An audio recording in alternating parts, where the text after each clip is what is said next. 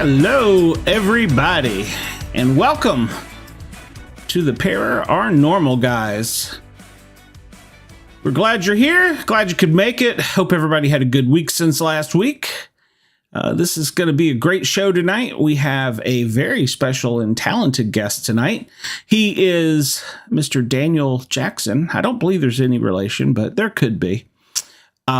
He's going to be talking about his gift that he has where he can communicate as a medium and with his background. And we're going to open it up tonight. In fact, I'll be out tweeting and doing things while the show's on, trying to drum up some more people that have some questions for Daniel. Because if you want the truth, you'll get it from Daniel. Other news, tomorrow's night show is the Big Chat. It'll start at 9:15 right after Big Brother. And yes, I missed the last few minutes, but I already know he didn't use a power veto. So that will be tomorrow. And then Saturday is the Misfits. But until then, we've got a few people hiding backstage here. We got Mr. Bobby Dizzle from the Dizzle.com. We have Brenda. And we have JT and Shelton. Be kind to them. And then let's welcome in our... well, I mean, his hair looks a mess. Let's welcome in Spirit Medium Daniel Jackson to our show. Yay. Welcome. How are you? I do pick up on a lot of things all the time, but I think I just picked up on something now. But Glenn, did you shave? Yes, I did. Is that just, are you also offering me a place to sit, or what are we doing here? Yeah. Whoa. Hey. Yes, butt face now. It's all good. Well, the missus said that she preferred it that way. So I was going to try it and see, but I don't know. It's wet. You know, I can count on my friends for encouragement. Just kind of getting some. That's all, Shelton. Shelton, you're not nice. I'm going to have a good time. That was funny. I forgot to play my new intro, too. You're tuned into the Sportcat show. See, I got that there, so. This is called the Sportcat show? Well, it is when I push that button, so. We've opened the chat up. I didn't see any hands move, so I wonder how you did that. Wendell's in the house. I'm amazed. Yeah, we have Wendell. Good evening, Wendell. Wendell's my boy. Wendell's your boy? All right. He's from Anniston. He's a Bigfoot witness. Oh. And a prospector. Likes gold. Hey, I like gold. What do you want to know about Bigfoot? I know about him, too. Well, the Hat Man. I see the Hat Man on a frequent basis. I know about a lot of things. You just asked the question. I'll give it the B word. Well, first off, let's get into what it is you do, how you do it, why you do it, and then we'll go from there. What I am, my name is Daniel Jackson. I call myself Spirit Medium Daniel. I do not call myself psychic, because when you say the word psychic, someone walks up to you and says, "Hey, what am I thinking?" And I say, "I don't know what you're thinking, but I think you're an asshole," and so does everybody else. Because they do.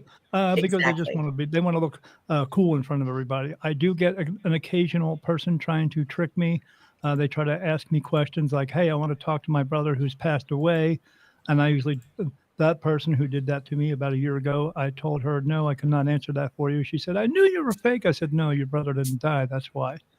She said, "How'd you know that?" I said, "Because you're talking to the fucking medium. That's how." So medium with an attitude. I love it. Yeah, well, I'm taking their shit from people because people are always trying to give me shit, and I'm not going to do it. You know, there's nothing that I have to do to prove myself or define myself to anyone. You either believe in this or you don't, and I know exactly where I get my information from. Although regular spirit do talk to me all the time, but I don't necessarily connect with them to get information for you. That's not the type of reading that I do. I do what I refer as an angel reading, meaning we all have spirit guides, but my spirit guides are archangels. They're not men with wings and shields and swords and none of that bullshit. That's brought to you by the people who want to tell you how to live your life the way they want you to live and give them 10%. And how did they know about 10% back then? Because they were kings and queens, and that's who wrote the Bible. Okay, so don't listen to them. I don't call it the Bible. It's the Babel, all right? So it's a bunch of stories. So I get my information from them. I see them all day long. When I see them at nighttime, I don't see men with wings. They're not men with wings. I don't see men most of the time. When I see them, I see 8-foot praying mantises standing in my room. I see other things as well. I can't describe everything that I see because, as far as what goes on here on Earth, it's not describable. You wouldn't be able to describe it. But that's who I see. I don't just see them; I hear them, feel them. They touch me. They touch my face for yes and no answers, and that's when I can tell when someone's lying to me. Because when someone asks me a question, the first question I'm going to ask my guides is this person telling me the truth? Because people do it. I've done readings before where a woman asked me some questions, and as soon as I asked, is she telling me the truth? I got no. It feels like a tear running down my face, or no. Across my forehead is yes. And I stopped the reading and I said, hey, you have to ask me truthful questions here because you're trying to ask manipulated questions, get your own truth and not the real truth. And again, she said, how'd you know that? And I said, because I'm the freaking medium. So yeah, they try to do that all the time. So basically, I'm a human lie detector test. I've caught every one of them. So I always tell people, I can only tell the truth one way. I can't tell it 50 ways until one way suits you. So if you ask me a question, I get you the answer. That's the answer. If you don't like the answer, that's up to you. But don't try to ask me another question, and that means the same thing because you're going to get the same answer. It just doesn't work that way. They bring me the truth. Everything I do in my life, I listen to what they tell me to do, and then I trust it and I follow through. Even to the point in the morning when I wake up and I'm diabetic, I go to take my medications. I pick up a pill bottle. I look at it. I get touched. No. I put it back down. I don't take it. I pick up the next one. No, I don't take it. Next one. Yes, I take it. And that's how I live my life. I ride motorcycles. I ride down the road. I see a right-hand turn. I think to my mind, I'm going to take a right hand. They say, no. You want me to take the next right-hand turn? Yes. You know what's going to happen at the other one? I don't give a shit because they're looking out for my best interest. And because they're looking out for my best interest, they're looking out for the best interest of the people who come to me for answers. The thing about it is, I'm talking to archangels. I'm talking to the right hand of God. So when you come to me, you're looking for an answer from God. And I give the answer. But what happens after that is a lot of times just don't like the answer because they don't like the truth. It doesn't fit their truth. It doesn't fit their lives. But it is still the truth. But still people do come to me and I help them. I give them some piece of clarity and I also give them some direction. Am I here to find your dead sister who died and I'm going to solve a cold case? No, I don't do that. Reason I don't do that is because you go to court and then the guy who killed somebody, he gets off. Who do you think he's coming to look for? He ain't coming for you. He's coming for me. And I don't do that. So, and I know the true reason before it anyway. Here's the truth. I don't care if you fall off the top of a building, get hit by a car, you get COVID, suicide, no matter what it is. Doesn't make a difference. Everyone dies. No one dies too soon. No one dies too young. No one dies unexpectedly, and no one dies tragically. Everyone just dies. But the world itself and society has created blame for everything. Oh, he must have had cancer, or he just hated the world. Well, here's the truth of it. When your soul is time to go home, it will go home. Glenn, when you were a kid, and if your mom and dad said to you, hey, Glenn, it's time to come home, what did you do? You went home. Well, when God calls your soul home, you go home. And if the body's in a perfectly healthy way, it'll make the body do something. Like get in a car to go to the mall. You get in a car wreck, you die. There you go. Same thing. Some people will say it another way. Oh, he committed suicide.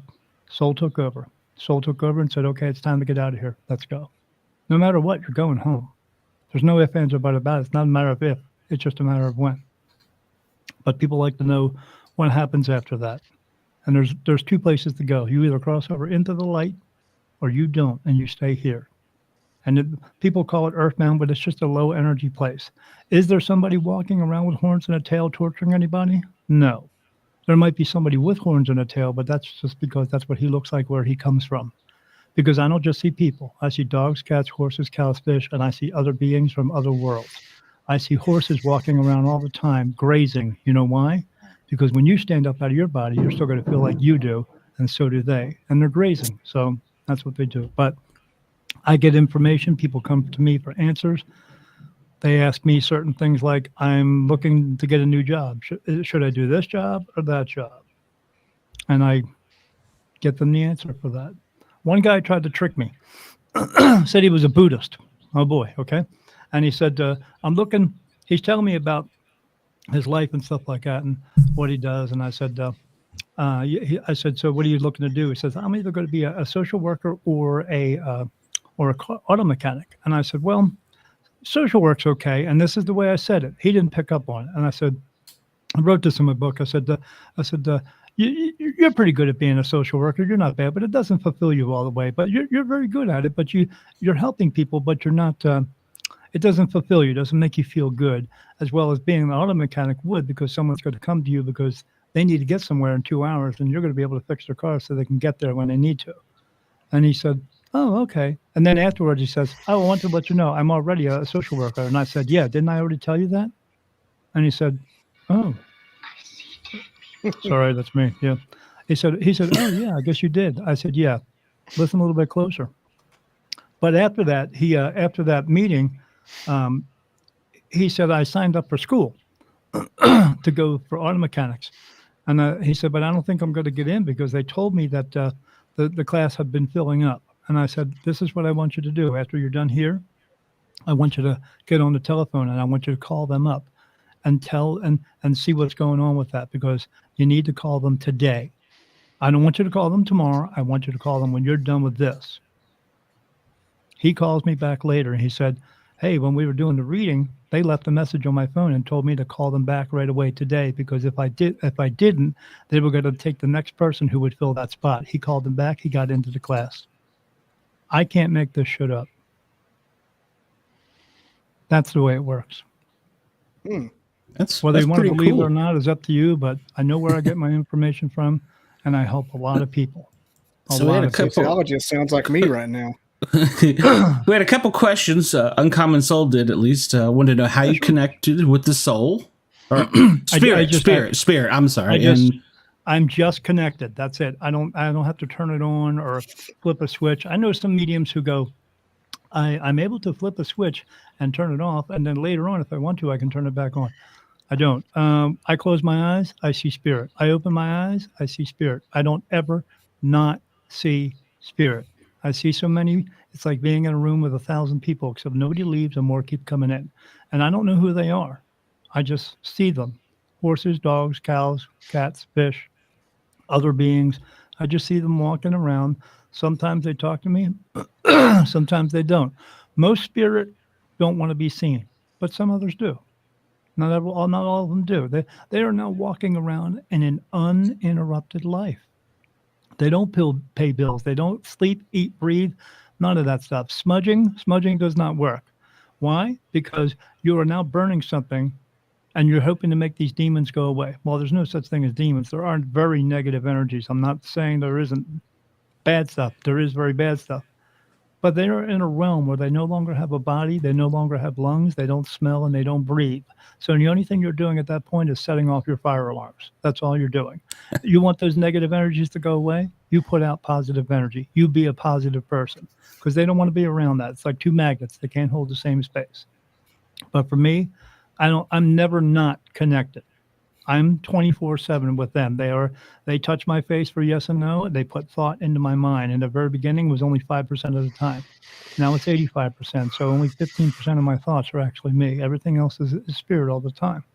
So they were always constantly touching me and telling me things and alerting me of things. They alert me of danger when danger's around. So I'm always connected. I don't have to sit here and go, or any of that bullshit, because that's a bunch of bullshit, So yeah, there's a whole bunch of craziness out there that is just not real. It's just like I said, there are negative energies out there. I've seen some very horrible ones before, doing some strange things. I've seen. You ever see on a TV show, though, when somebody gets murdered, they do an outline of a person. Well, I saw these beings that were standing in front of me, and then it was an outline of a being, no face, but they had these squiggly red lines through it. When I see red, I know that's a negative energy. And what I saw them is what people don't understand about spirit is when you stay here earthbound, you are staying here because you're holding on to your pain, anger, sorrow, grief, guilt, anguish, all that mess. Because when you walk into the light, you get washed away of that. But you stay here because you want to hold on to it. Or like Glenn, when you would stand up out of your body when you die, you're going to get all the perfect memories of your lifetime here, plus all the perfect memories of all your other lifetimes here. And when you look into the light, you're going to know there's a possibility you might have to come back. And maybe you don't want to. So you stay here instead. So these things were walking around, and I see them. The other thing that people don't know is when you are in the earthbound realm, you still feel actual pain. So if another spirit were to walk up to you and smack you, you feel it. And I saw these figures walking around, picking up other souls and beating the shit out of them. And they're going, they're getting all beat up, and then they were dragging them somewhere. Now I know there's no such place as hell.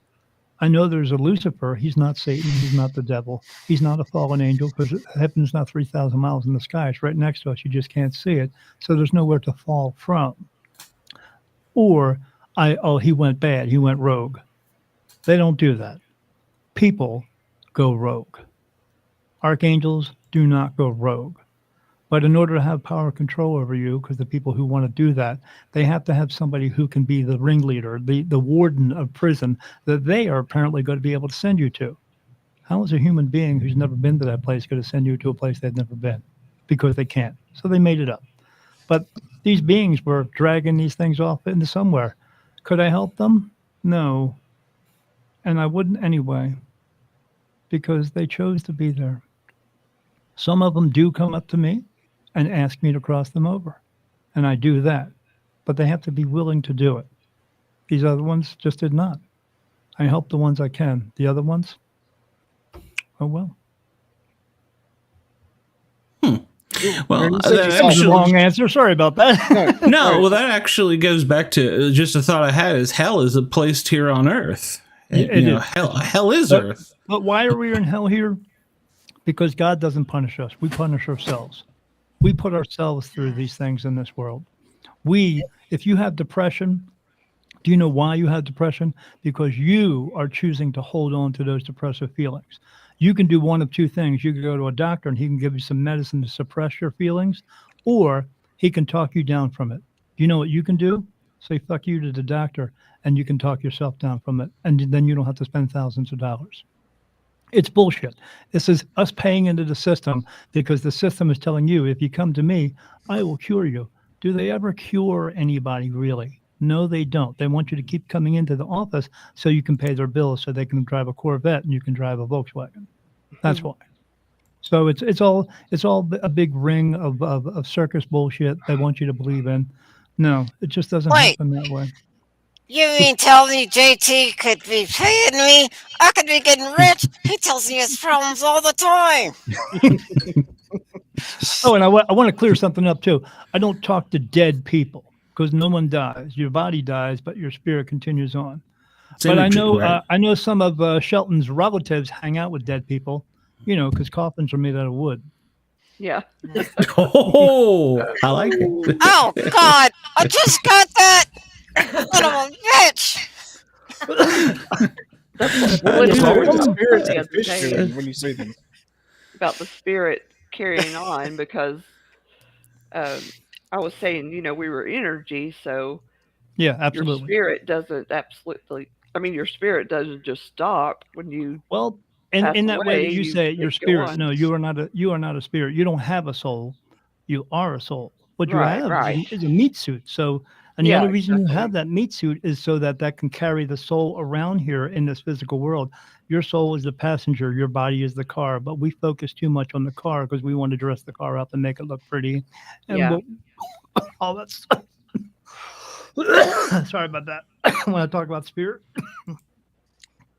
fucked me up. So, yeah. Sorry. So, Sorry, didn't mean to do that. yeah, it just comes into me. But yes, you go on and on and on again. Let me see. I'm going to look at your name real quick, and I'll tell you how many times you've been here. I would love to know that. I missed that 27. question. She's I've been been here here 27 times. 27 times. Yeah, you're Hey, on. I've been like here number 2 more 27. times than you. Yeah. So You've had 26 other sets of moms and dads, brothers and sisters, dogs and cats, and 26 other astrological signs that mean absolutely horseshit because your body's born under the stars. Your soul is not. Your soul is created by God from a part of Him which makes your soul a divine soul, not just Jesus. We're all divine souls. We just live in a world that has rules and laws. am I getting closer to the end? Correct. This is your last time. So when you said that to me, I got touched on my face right here. That's yes. Okay. Yeah. So you're getting closer to the end of not your life, but the end of you having to be That's here. what I meant, right? I felt like because you're one of those people who's just a helper towards people. Don't leave me, exactly. Nina. I felt like I Don't leave me. was. Don't Sorry. leave me. Well, I'm still saying I'm a slow learner because I'm on 29 according to you. Sorry. Yeah. Oh, do me, Glenn's really fucking it up. Yeah, apparently I'm just an effing idiot. So. Glenn is I good looking, don't but he's remember what he told me. a Oh. good looking piece of shit. Remember, That's Daniel. what Glenn is. Bobby, I know you had a question there. I'll at least twice we've cut you off, and I apologize. Go ahead, Bobby. I was very curious about the fish spirits and what they were doing. Like, is there like spirit water? What do the fish spirit do when you see them? Living life. When you go home and you go home to heaven, a cow does not walk up to you and say, "Oh, I'm pissed at you, Bobby, because you ate a steak." No, it doesn't. It has nothing to do with that because they understand the circle of life. They are just living their lives just the same way we are. And they all have a purpose just the same way as we do. Maybe are they floating like they're swimming when you see them? Actually, yeah. When I see them, they are Okay, that was swimming. my. Yeah, That was like I a see fish, them like a fish swimming. spirit. They're just laying there and flopping. No, because they're not breathing because they don't sleep, they don't breathe anymore. Nothing does. So they just do exactly what they once were doing before they left their body. I saw, 3 months ago, I saw an octopus next to my bed. My wife and I came home. She sees some of the things I see, and we came home from dinner, and there was like a Clydesdale-sized horse standing in my kitchen. Oh, wow. Ooh, I like those. That's cool. Maybe you Wow. do, but I don't want a 7-foot horse in my kitchen.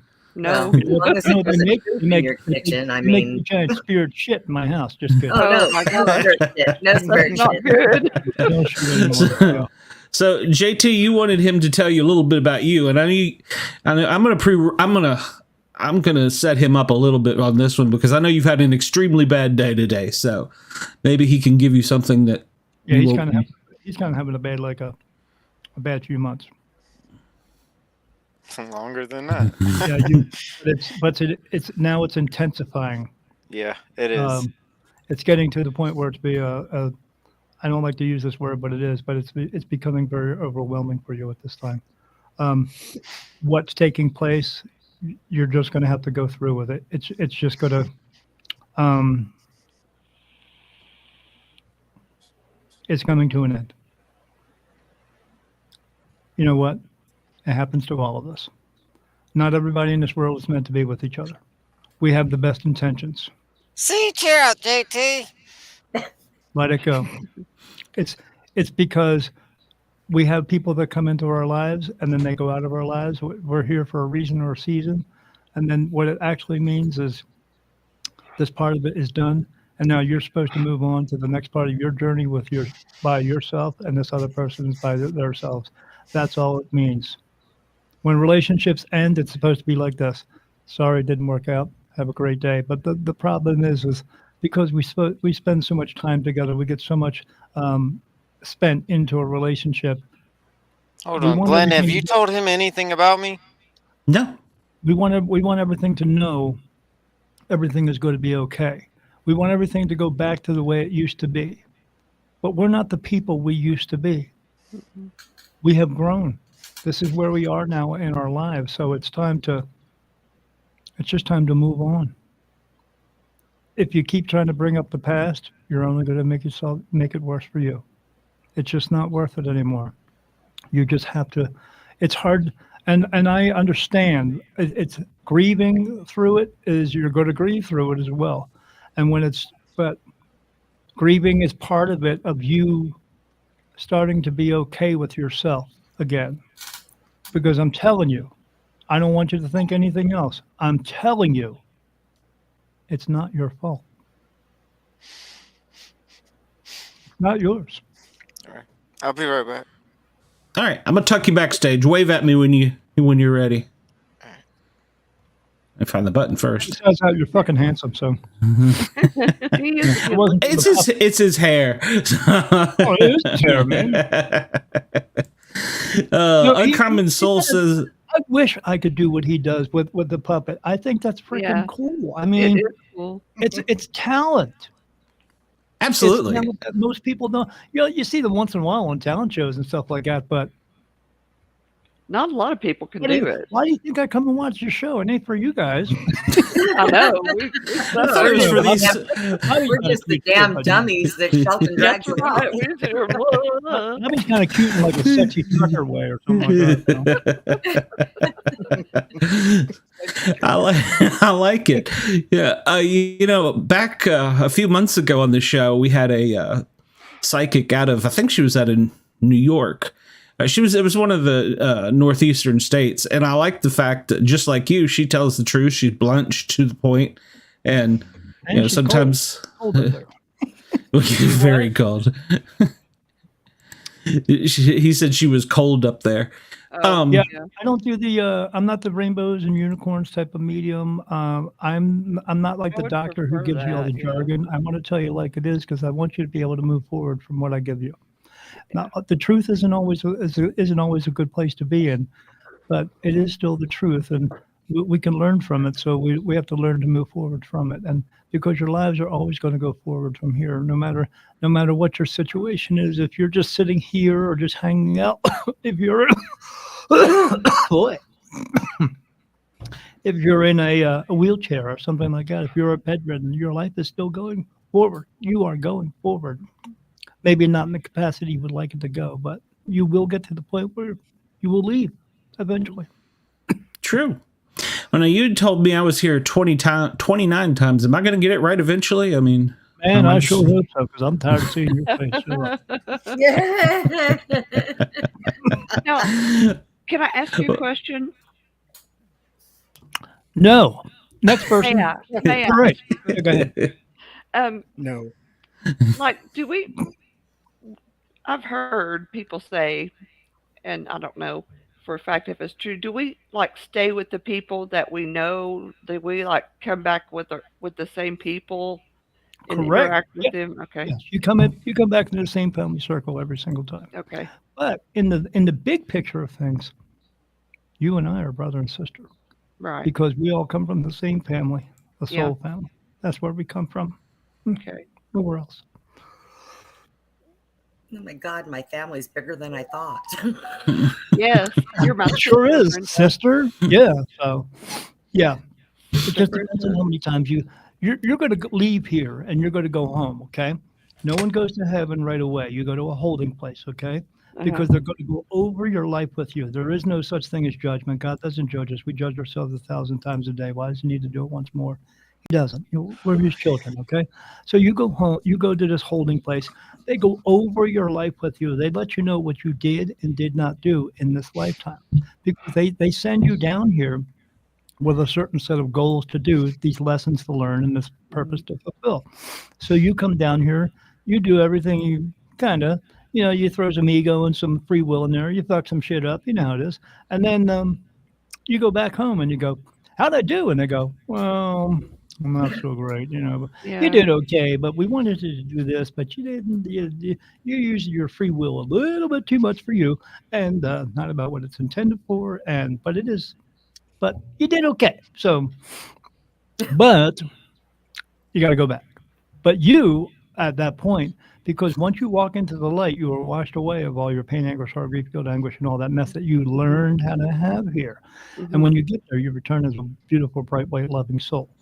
Because we all are, but we learned how to, you woke up here in a baby body going, what? And your mom and dad's going, I'm your mom and dad. And you're going, I don't know who the fuck you are, but okay. And then they raise you, and then they teach you all the bullshit that's going on in this life. I'd be sticking my head out going, nope, wrong family, going back in. Yeah. We come in to learn all that stuff, and then because we hear it all the time, it was pushed down our throats all the time. Your mom teaches you fear. Because you walk up to a burner and go, ow. And then you take your finger and go to put it on there again. Your mom goes, no, fear. Yeah. And then they push it down the throat the rest of your life. And what do? You believe it. Oh, if I get on an airplane, I'm going to die. If I get on the next airplane, I'm going to die. If I get on the next airplane, I'm going to die. No, you're only going to die one time. It's probably not going to be on an airplane. Yeah. But they fear you into everything. So you go there and they let you know, well, you got to go back again. Maybe. Now, if you fulfilled your purpose, You don't have to. Everyone has a purpose. Everyone's purpose is the same. It's not becoming a doctor or a lawyer. Your purpose is we are here to help each other just for the sake of helping, not because you can, but because you should. But in a way where someone's going to walk up to you and say, "Excuse me, miss, I'm lost. Can you help me find my way?" Mm-hmm. And you can either help them in a way where they can't do for themselves, or you could help them to help themselves. So you show them and you go, "Well, you take this left," and you go, instead of doing that, I'm going to get my car. You follow me in your car and I'll show you how to get there. Because when you help somebody in a real way here, it feels good. And why does it feel good? Because your soul is connecting with you, telling you this is a good thing to do. And as long as you keep doing that, eventually you'll punch your dance card enough times that when you go back home, they may say to you, you don't have to go back. Now, you've been here so many times, you have fulfilled your purpose little bits and pieces at a time, but it's hard to do because life gets in the way. So you go back each time, they let you know. If you have to go back, you're kind of thrilled about it because you're getting to go back and do human things again. Mm-hmm. Because what you do in heaven and what you do here, even though heaven is pretty awesome, they show it to me, it's 100,000 times better than you can ever imagine it is. But you are here to learn, and you are here to fulfill that purpose. Mm-hmm. Because what do you want for your children? You want your kids to learn things, right? Well, what do you think God is doing? He wants you to learn. God, source, whatever you want to call him, it's up to you. But he is your father. He did create you, and he wants you to learn things while you're down here. So you keep coming back until you learn things, because they know they can bring you back over and over again, because no one lives to be 150 years old. Besides, at that point, it's going to hurt to pee, and who wants to be here for that? So, right. Again, and each time they bring you back, and sometimes in a different body. So sometimes you come back as a man, sometimes you come back as a woman. I see spirit 24/7. It never stops. It never turns off. It never goes away. There are men and women. That's it. Yeah. Now, I see other beings, what they have going on, whatever. But in human, men and women, that's it. And if you come here and you decide, oh, I want to be different than everybody else nowadays, because you're allowed to do that. You couldn't do that 100 years ago because there was no operation for that. You come here and you do it and you change parts, guess what? You're coming back again, because you're here to learn the lessons you are supposed to in the body you're in. That's good. I mean, it's not punishment. You're just having to do it over again. I understand. It's not punishment. No. Do they come back as a goat or a camel? Or come back as a goat? No one comes back as, and Sheldon's not going to come back as a real boy. You know, you come back. Man. Yeah, I know, right, man? You better find somebody else to stick their hand up your ass, because after he's gone, that's it. So, yeah, you come back as a human. Eagles come back as eagles. That's the way it is. It's all the circle of life. It's all about what you're here to do, and what you're here to do is something more than just sitting on the couch with your thumb up your ass all day long and doing nothing. If you're doing that, you're coming back. You're going to come back continuously. I did a reading for a lady. She had been here, Glenn, you ready? 43 times. Okay. So she's totally fucking it up. She had not fulfilled her purpose. I already discussed that with her and told her she has to come back again. She doesn't want to come back again. And I said, you have to come back again. She didn't listen about anything. You know, she was really bad in health and that type of way. She went to my doctor, and she said my doctor would make her cry all the time. I said, because he was trying to heal you to get better to a quality of life, and she didn't want to listen to it. She wanted to just eat bonbons and cakes and cookie and ice cream all day long. She can't do that. She's diabetic. She was going blind. Well, walked in with a walker on. She couldn't drive herself because she can't. So, but I told her this. I said, she said, do I have time to fulfill my purpose? I said, no, you've run out of time. Now, let me ask you, Bobby, if I told you ran out of time to fulfill your purpose, what would that mean to you? I don't know. Because I was just too out of shape to do anything at that point. No, I told her that way because that's the nice way of saying that she was getting ready to die. She died 6 months later. Well, that was my next, that was my nice way of saying that. It was probably out of time. My mother-in-law came up to me my mother-in-law was dying cancer. She had stage 4 cancer. She was dying, because you know why? Everybody dies. But she came up to me and asked me this question. I didn't like to answer then, but I answer it now once in a while because people want to know. But she asked me to ask my people when she's getting out of here. And at that time, I told my wife I didn't, don't feel comfortable. But she said, just get her an answer. So I went into a room. I came back out. I looked at her in the face. I said, Dolores, you have 2 weeks. Write everything down that you have possible that you can get done, because you got 2 weeks. She died 2 weeks to the day later. Wow. Gone. It's crazy. Now, here's the kicker, though. We had an issue with her will. Okay.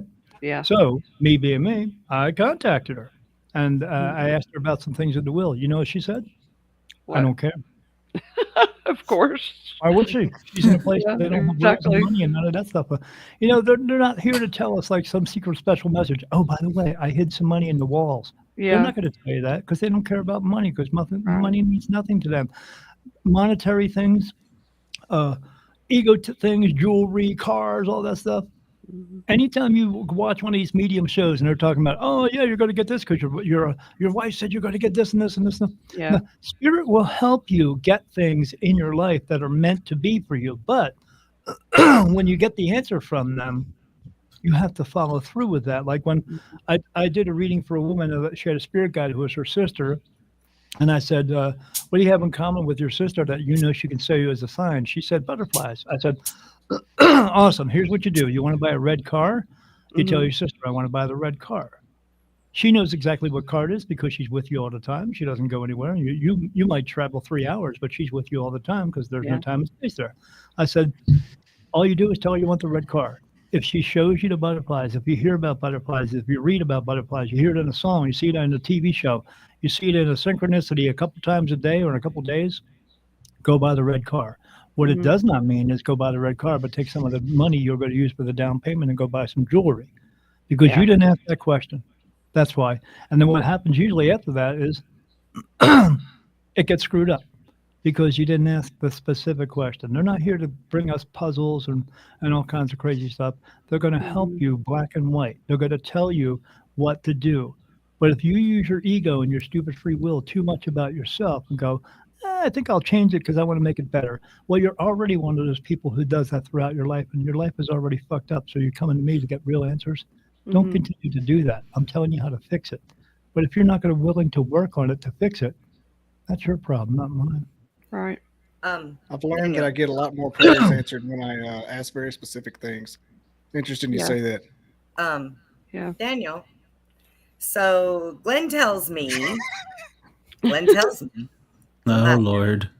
that you have some things you want to say to me. What did I do? Oh, I can say plenty to you. Oh, you be quiet. I got a couple of things too already. I'm listening.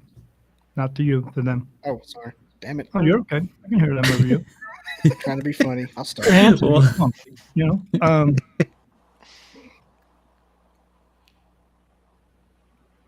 can you back up for a minute, Brenda? I need to take a look at you. I can see everything through the camera. I need to see you back that way. But I'm not wearing any pants. You're okay. The truth comes out. She's not wearing breeches. That's what he'd like to know. What's that movie with yeah, can you cross your legs for me? Oh. Fatal Attraction. No, you're okay. I just need to take a look. I'm missing one. Decent, I can't do that. Decent proposal. Oh, okay. Todd, free show. Thanks, Todd. I'm just asking him something. Hold on.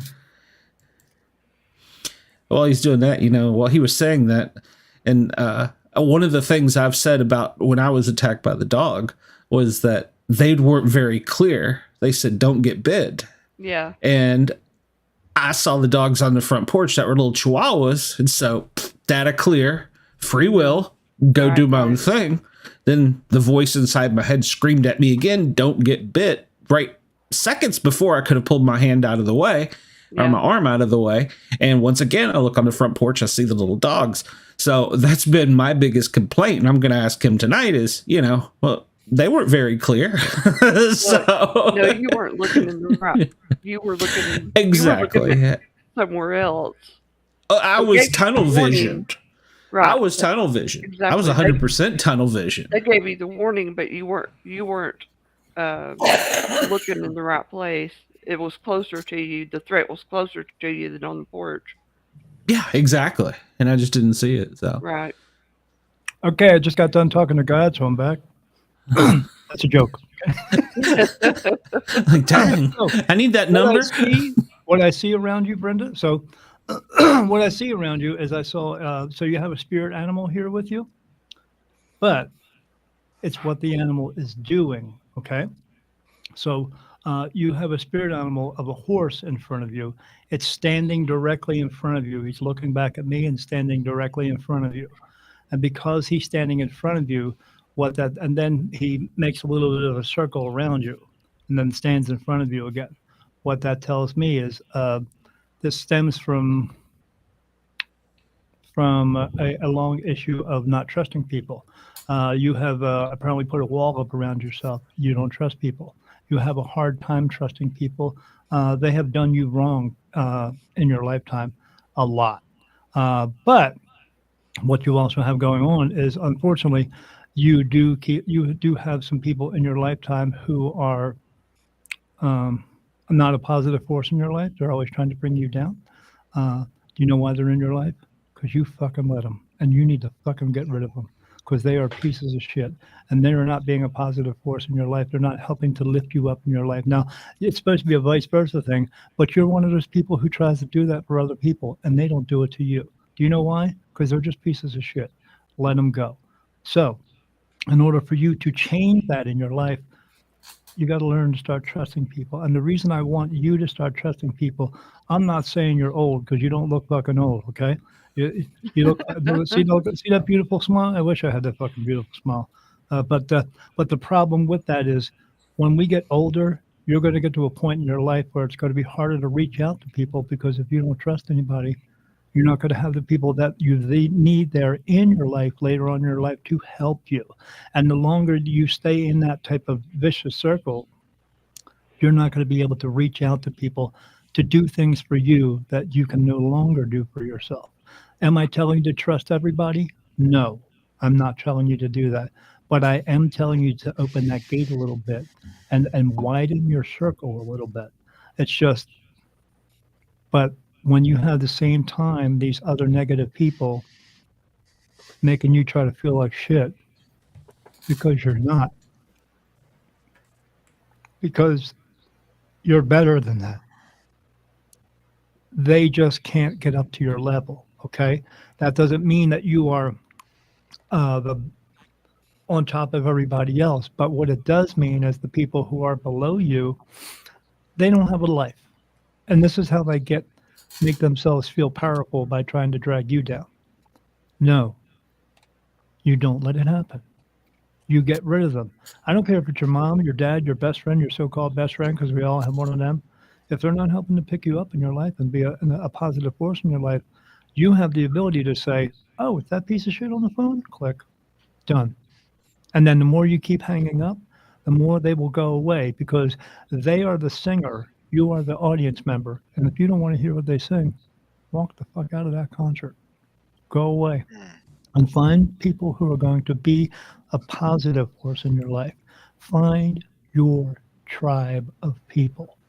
And then once you do that, you'll see that you'll be able to find more people who are going to be part of your circle, who are going to lift you up, and who are going to want to be around you for doing one thing: being alive. Now, also, he told me that you wanted to yell at me about my abilities. They could be stronger, and I'll tell you why. Why are they not going anywhere? Because of this negativity. Because it's blocking you. When you put up a block like that, that horse is there as a block showing me, but that horse is there for you for strength and for confidence. But he can't do that right now because you have put the wall up around. So it's showing me that's what you're doing. When you let go of that, to the moon, Alice. Because in order for you to get clear messages, you must be clear.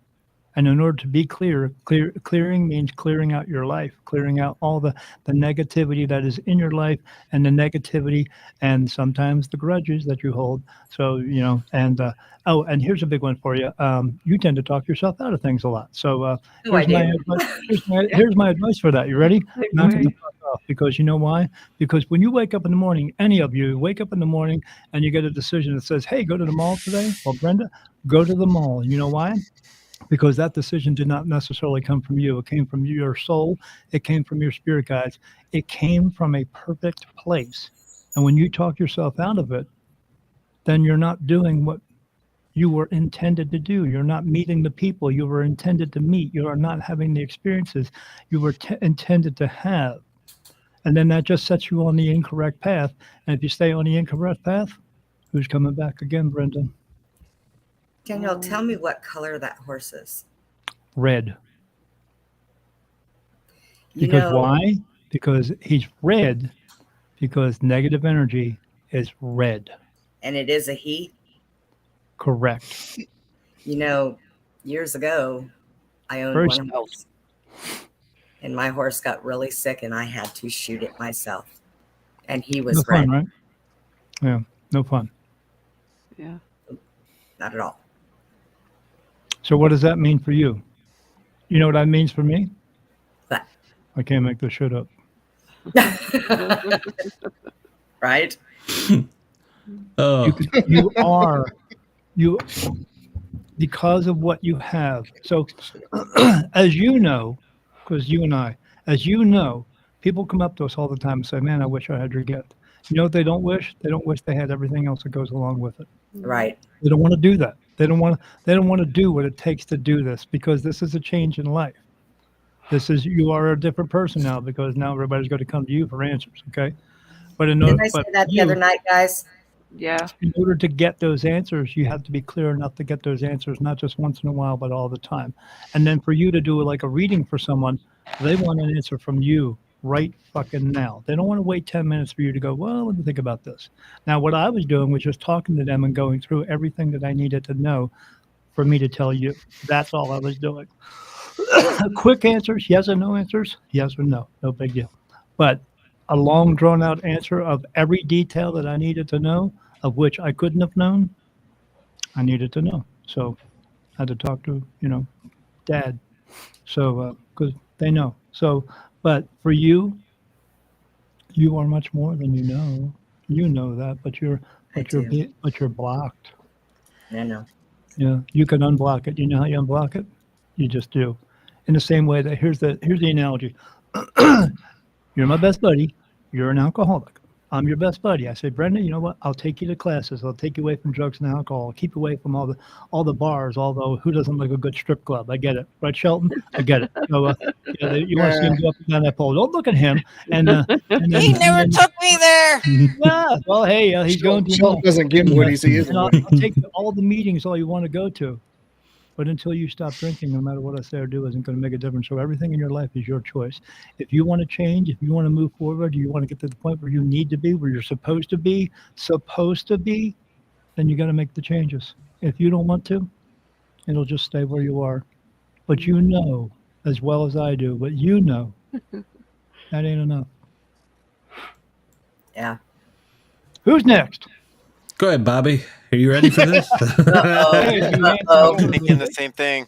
Yeah, do Bobby. Yes, I don't really have any questions though, other than my current career. I'm at kind of an impasse there, but that's the one thing I got. You wanted to know something about angel numbers. Oh, angel. Oh, yeah, there we go. Yeah. I've experienced angel numbers for the past 3 days. I kept saying when I got off the phone talking to you the other night when you told me about that. When I got done, I looked at my phone. 1212. I've been seeing I see 1111 all the time. Do you want to know who 1111 is, folks? Lucifer. Ew. Yeah, he's not the Really? devil. Yeah, when I see him, he looks like Bobby, but with brown hair, just like you. Has a mustache and beard. Yeah. Looks like who? A white looks like dude. Bobby. Yeah. Oh. Looks like Bobby. Looks like a Devil's handsome. Devil's a son of white bitch. person. So, yeah. My baby was born 12/12. What's that mean? I'll tell you what it means. That you're in the right place at the right time, the right moment. You're on track. That's what it means. You don't see, and why do you see these numbers? Why are you seeing them? The reason you're seeing them is because your spirit guides are connecting with your soul to move your body to turn around and see that. Your brain does nothing. Your brain makes the little parts of your body work. That's it. It doesn't hold the memories. It doesn't hold anything. How do I know that? Brenda, let's answer this question for everybody. How do we know that that's true? Because if you want to talk to spirits don't have brains, but they talk back to you, don't they? Yeah. They sure do. And how does that happen? Because everything is pure energy. It's within the soul. Everything you are is the soul. JT, I'm talking to your soul. Your body, very good looking, handsome, you know. I don't know if you're as handsome as Sheldon, but okay. But Sheldon, yeah, he's. I think he's Definitely, I look better. Yeah, you're the brains of that outfit. But That's right. yeah, I know, right? What's it? Is there a wooden block in there? I don't know. But then anyway, you are the soul. This is who I'm talking to. Everyone I'm out there I'm talking to is a soul. Okay, that's who I'm talking to. Everything else, the brain just makes the little parts work, and that's it. So your spirit guides are connecting with your soul, getting you to turn around and notice those numbers. Why? Because they want to let you know you're doing the right thing. I get them all the time. You're in the moment. It is insane. It's not like the double numbers. It's a specific number that means something. Maybe, oh yeah, I know what number it is for you. It's fucking 666. No, I'm just kidding. That's made up too. There's no I always knew that. That little son of a bitch. Yeah. If you could find out what mine was and tell me, I would shit my pants though. If you see what time it is, it says 1, 2, 3, 4. What do you think that is? Yeah. It's all 2, 2, 2s, 3, 3, 3s. You know what 3, 3, 3 means, Shelton? You're half evil. Just kidding. Why you gotta be kidding? No one's kidding. Yeah. But when you see these numbers, it's letting you know you're on point. You're on track. You're in where you're supposed to be. So when they come through, man, just keep doing what you're doing. Keep positive thinking. That's what it's letting you know, that you're in the right place. You're in the right moment. You're on track with everything that's supposed to be going on in your life. Now, if you get just 7, 8, 9, 10, so much. But no, it is. It's just a consecutive amount of numbers that's letting you know. But yeah, mine's like a random number, like 58, kind of. Because apparently it's not 58, but it's like 58. You, yeah, specifically for you. So pay attention to it. If it keeps happening, it's just letting you know. But you just keep paying attention. Whatever you're doing at that time in your life, keep fucking doing it. Yeah, it's always happening. It goes nuts. It goes nuts whenever I'm really, really, really, really worried about something. And I'll just see it all the time. Worrying about it. Yeah, I'll see it. The more you worry about things, the more you stress things. The only person who's having problems is you. No one else. Yeah. You're causing yourself stress. What eventually that's going to do is going to break down your body. That's what it's going to do. And then what is it also causing? It's when you're stressing yourself like that, you're not doing what you're supposed to be doing in this life. You're preventing yourself from being on the correct path of doing what you're supposed to be. So, you know what you do? You learn 3 words. Let it go. I definitely try to. I've been having an existential crisis with that. I went into a career that I was just handed and then didn't do what I wanted to do after college. I'm like, crap. What are you doing? Right now, I'm an IT guy. Oh, are you? But I went to college for video. You know what that means? You're it. Yeah, you are it. Yeah. Yep. But are you good at it? Do you like it? I'm good at it. I kind of like it. Some days I get mad because it's boring. And sure. I love doing the podcast thing. I really want to do the podcast thing for a living, but it's a scraping by. I'm trying to put everything. I have been doing it for 2 years. I have my own podcast called Beyond the Veil with Daniel Jackson. And I just did 2 interviews today. I've been doing interviews all week. And you know how much you make out of it? I don't. You know why I do it? I love it. I'd love to make something out of it. Yeah. If I can make what I make in IT, I would love it. Yeah. Good luck there. I consider myself a winner. You need an extra T in that word. Yeah. Are you on YouTube, Daniel? What's that? Yes, I am on YouTube. Okay. All day long looking at stupid shit videos. No. Oh. No, yeah, you can find it if you go to Beyond the Veil with Daniel Jackson And Beyond the Veil is actually our business name. We have a licensed business name called Beyond the Veil. So, Okay. but if you look on Beyond the Veil with Daniel Jackson, there's a there's a bunch of videos I have on there with other guests. I have a bunch of authors. You've probably heard of them. There's a woman who got a hold of me, found me somewhere, who gives a bunch of guests, and she is a producer for a guy named George Norrie. He does a bunch Love of George UFO Norrie. stuff. Yeah, and she brings me all these guests that have been on his show, and now they're all on my show. And That's awesome. but the way that I pick the guests is Been here before. What's that? I said, well, been here before. Deja vu. Yeah, sorry about that. Yeah. I hate Deja when that vu, happens. Deja vu is a memory. It's a memory that Yeah. your soul has been in this type of situation before. But We were just sitting there talking about the same thing. Boom. right. Yeah. When I see a guest and I look at their name, I ask my guides, should I have this person on the show or not? If I get a no, they're not on my show. Yeah, I don't blame you. Yeah, so they always tell me what to do. Everything I pay attention to what they do, and I try to get people to pay attention to what they tell them to do as well, because they are looking out for our best interest. But yeah, I'm on YouTube, I'm on Spotify, all the big ones, Stitcher, all those ones. I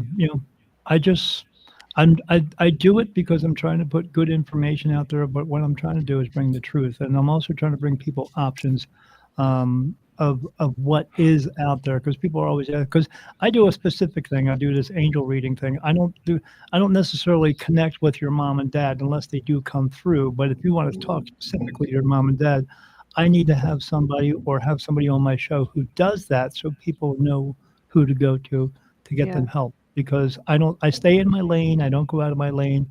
And I have people here in Arizona that I direct people to go to just for that. But yeah. So it's all about staying in your lane. Sound of silence. What's going on here, Glenn? Oh well,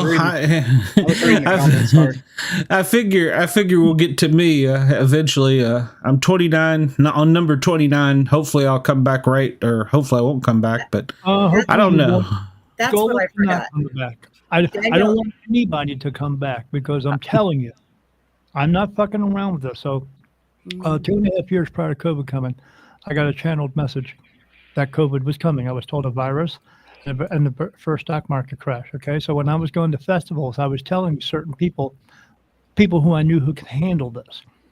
When it came, absolutely in January, I started telling them all again, it's coming soon. So get ready. When it came a month later, I got 20 messages from people who said, I was so glad I listened to you, because I didn't just tell them about that.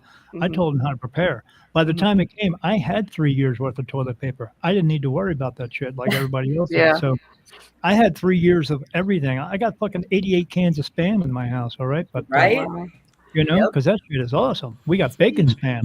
Shit, right? Yeah. But, and I got 40 pound. I got three bags, 40-pound bags of rice, and I do the same. 40-pound bags of pinto beans and canned goods. That's the Gee gang. Salt, sugar, all that stuff. We have medical supplies, all that stuff. You know, you can go to like one of these farm stores and you get the antibiotics that are for fish, and you can use that as a person. Yep. Yeah. So I know a guy that did that. He couldn't get a prescription for amoxicillin, so he went and got the fish stuff. Oh. Yeah, and to this day, his gills are looking great, aren't they? But, around his nasty gills, you know what I'm saying? Sprinkle food on top of his bowl there. Yeah, yeah. That's where JT got Shelton. He was looking in the plastic section. He's only looking on the Barbie dolls. That's all, you know. But yeah. I don't know where I got one more question for you. Yeah, you bet. What can you tell me about what is haunting my building at work and what it does? That's my final answer. Final question. All right, Reed, just give me a second, because it's more. Take your time. All right. There's I'm just trying to ask them how many there is, because there's more than one. Oh, that's great. I'm just kind of stuck on the fact that Bobby looks like the devil. I'm okay with it. Roll Tide. I'm going to call you. Okay. So you got 7 spirits that are walking around there. One of them, this dude is a piece of shit.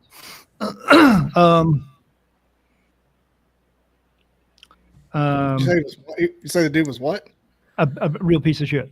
Oh, I don't know what you said. Yeah. That's half the people he worked on. So the way spirit works is they die, and then they become spirit.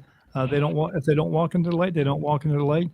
They die in an area, and then you building on top of it, and then your building has these dead spirit in it. Okay. So I'm asking when he died. He died in 1873. He's been around for a while. He was a murderer. Not just a regular murderer, because there's regular ones. Mass murderer who killed children. He killed children. He would torture them, and then he would kill them.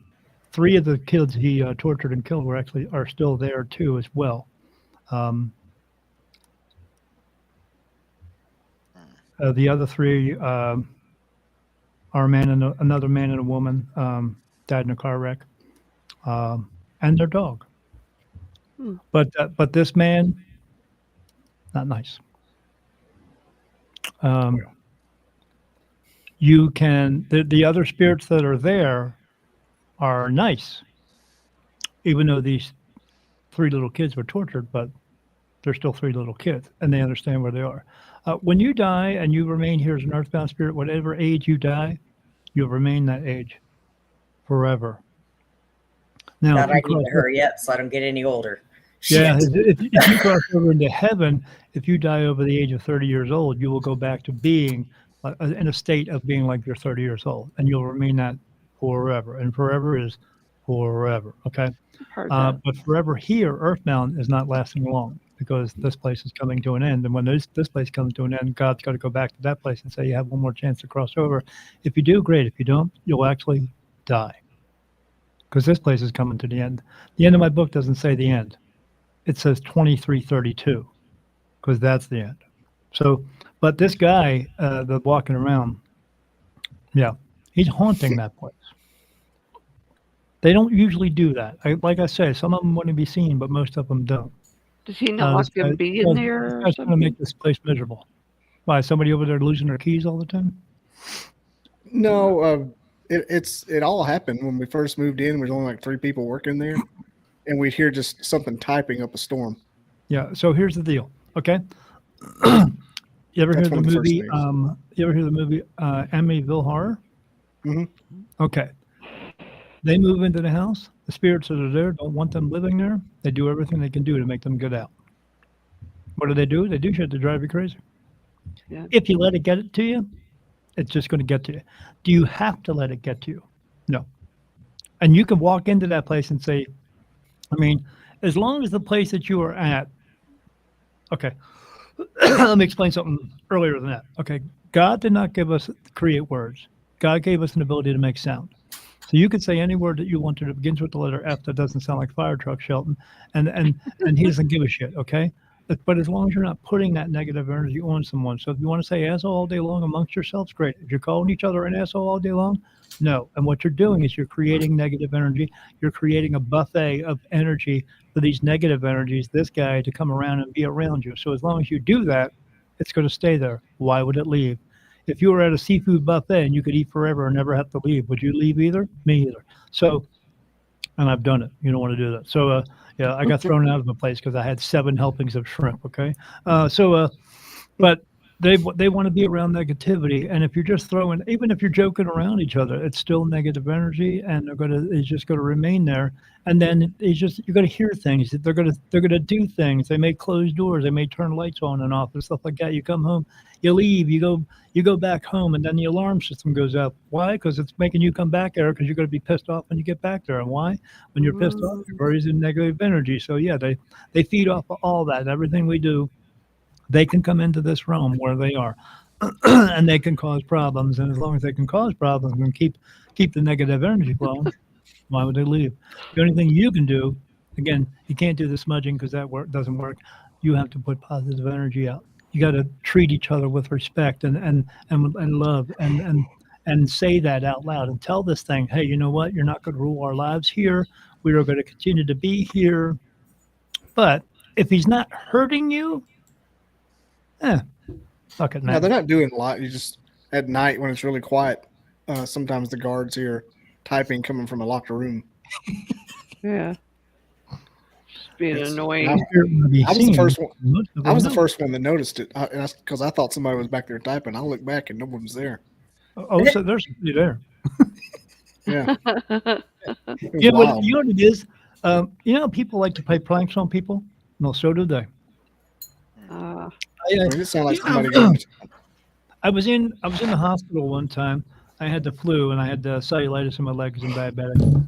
And my roommate guy, he fell asleep. And then I see this woman come in, and then she's looking at me and stuff like that. Now, spirit sees us when they see your body, except for you, Sheldon. When they see your body, they see your body frame. Yeah, no, sorry. I don't want to see you with clothes off either, but you know.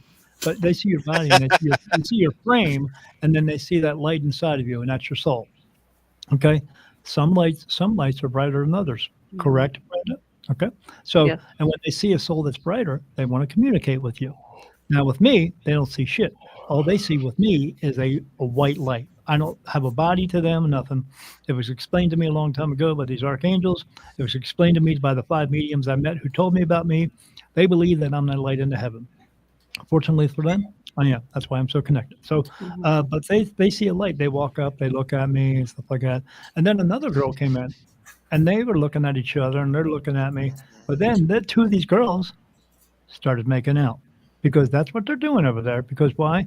Either if you're in heaven or earthbound, it's about love. Because love, there's horrible spirit there, but they still do love. They still have these feelings. And love, as we should know it, has no boundaries. So they're making out. And then a guy comes in. The 2 girls stop making out. The guy and girl make out. And the girl's just sitting there. And then another guy came in. The 2 guys go to make out. The 2 girls are making out, and I'm sitting there watching a big spirit orgy that I'm not invited to. Okay, that's pretty awesome, but not. So then, me being me, I said to them, "Hey, does anyone want to cross over?" And then to watch 4 people stop what they're doing and do this. I said, "Yeah, there's a voice coming out of this light. Do you want to go home? Do you want to cross over?" And you know what they said? No. Really? Why not? And I said, why not? And they said, because there's no rules here. We can do whatever we want. If I want to come through there, I'm hearing this voice. And he says, if we want to come through to your realm and antagonize you, play a joke on you, I can. Because there's no rules. Oh. And I said, and he said, is that it? And he said, well, I have friends here, so I don't want to leave my friends. I said, okay, have a great day. They all turned around and just kind of floated away. I said, they don't want to. Sometimes they don't always know they're dead. Sometimes they say that to me. They say, "Am I dead?" Yeah, you are. Yeah, I guess. So they're not limited to, I guess, time and space. There is no time and space for them. That's why your spirit guides who are next to you are with you wherever you go. Even though if you drive 5 hours away, they're right next to you. They didn't move, but you did. You're in time and space, but time and space is not real either, because you wake up in a baby body and you go until you don't go. Yeah. That's it. There's no, you go to sleep, but your body is still functioning. And Bobby's going to go to sleep. Yeah. I'm about to check out. Yeah. When you go to sleep at night, your soul actually rises up out of your body. It's still attached to your body. It's tethered, but it rises up out of your body. And then you have dreams. And why your dreams never judgment?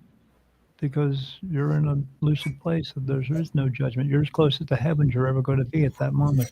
But because you're still attached to your body, no. So, but if someone ever comes to you in your dream, your mom and dad, brother and sister, dog or cat, if they are coming to you in your dreams, in order for them to connect to you, they have to be standing right next to you. So they're right there with you. So there's a trick to this. If you want to see your mom or dad who's passed away, wake yourself up, and they're standing right next to you. But you'll only see them for about a split second. But if you ever notice you have a dream about your mom and dad who's passed away, they never want to talk about their death. You know why? Because this is death. Ready? Done. Yeah. They know it's a passageway from one place to the next, and that's it. It's not important. We want to have a reason for everything. We want to place blame on everything. It's got to be somebody's fault. We got to fix it. No. Everyone's going to die. Not a matter of if, it's just a matter of when. Do dogs and cats walk around wondering when they're going to die? Then why do we? Because the world wants you to get out there and work your ass off to make 40 hours, 60 hours, 80 hours a week, so you can go on vacation and then go into debt and then get out of debt, and then we'll get you out of debt, and then you go back into debt, and you can have 6 cars and 7 houses and 10 boats. Hey Shelton, how many boats do you need? I mean, you already float. Yeah, why do I need a boat? Right. So you don't need that stuff. JT needs one. Yeah, you could use one. Yeah, some hot chicks on there. I'll go with you. But Let's go. Yeah, Mexico. Yeah, I'm 12 miles away from Mexico. You don't want to be there, that's for sure. But why not? There's nobody there anymore. Yeah, they're all here. I'm near a little town called Naco. So half of the town is in the United States. You go over the border and you go into Naco. You know what the first building is you see? A dentist's office. The second one, a doctor's office. The third one, another dentist. The fourth one, a drugstore. The fifth one, another drugstore. I go to get medications for my diabetes there because here with my insurance, they're $700. When I go there, It's $50. Isn't that crazy? I go in and get medications. I come right back. You know what I saw that was cool there though? I saw a bunch of children coming back into Mexico, and they were all getting frisked, and then they went on about their way. Huh. There's a company right on the other side of the border that gets physical addresses for them so they can go to school in America. Oh, that's cool. Wow. Right. So they can learn, so they can get the hell out of that country. It's a very sleepy town. It's not like there's another one called Nogales or over by Texas where they don't run over where I'm at. They get them in cars. And here's what people don't know. Because I was in Tombstone, because that's like 15 miles away from me, and I saw a marshal there, and it was cool to walk up to him in a cowboy bar and say, "Howdy, Marshal." But anyway, so he was telling my friend, he said, what happens is the coyotes, these people, they gather all the people up and take their money, and then they find them somebody a ride into America. Yeah. So they find people on Facebook, they get a hold of them, they say, "I'll give you $1,000 if you take these people to such and such place." They get in the car, they go. And then the coyote calls the police and tells them where they are because he don't want to pay them. And then they make boatloads of money. Oh, and the marshal says they catch 100 cars a day at each and every one of these posts. And I know 4 of them in my area. Wow. And they are too busy doing that. So they're ratting out their own people. Yeah, they do it so the coyotes can just make money. And then while these marshals and the deputies and sheriffs and all that are take care of that, all the other shit's going on in the world they can't take care of because it's now a priority to take care of that. Mm-hmm. You know. So you live in Bisbee? I live near Bisbee. Yeah, I live about 30 miles from Bisbee. It's called Sierra Vista. It's a town, 4-mile town. It's 44,000 people.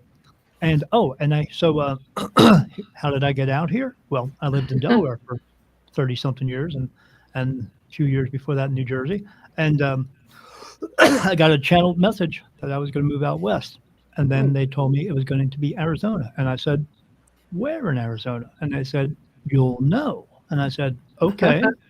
The very next day I woke up and I said, "Honey, I need a map of Arizona. I'm going to show you where we're going to live." She said, "Where?" I said, "I'll just show you." She put it in front of me. I closed my eyes, took my finger and started touching places. No.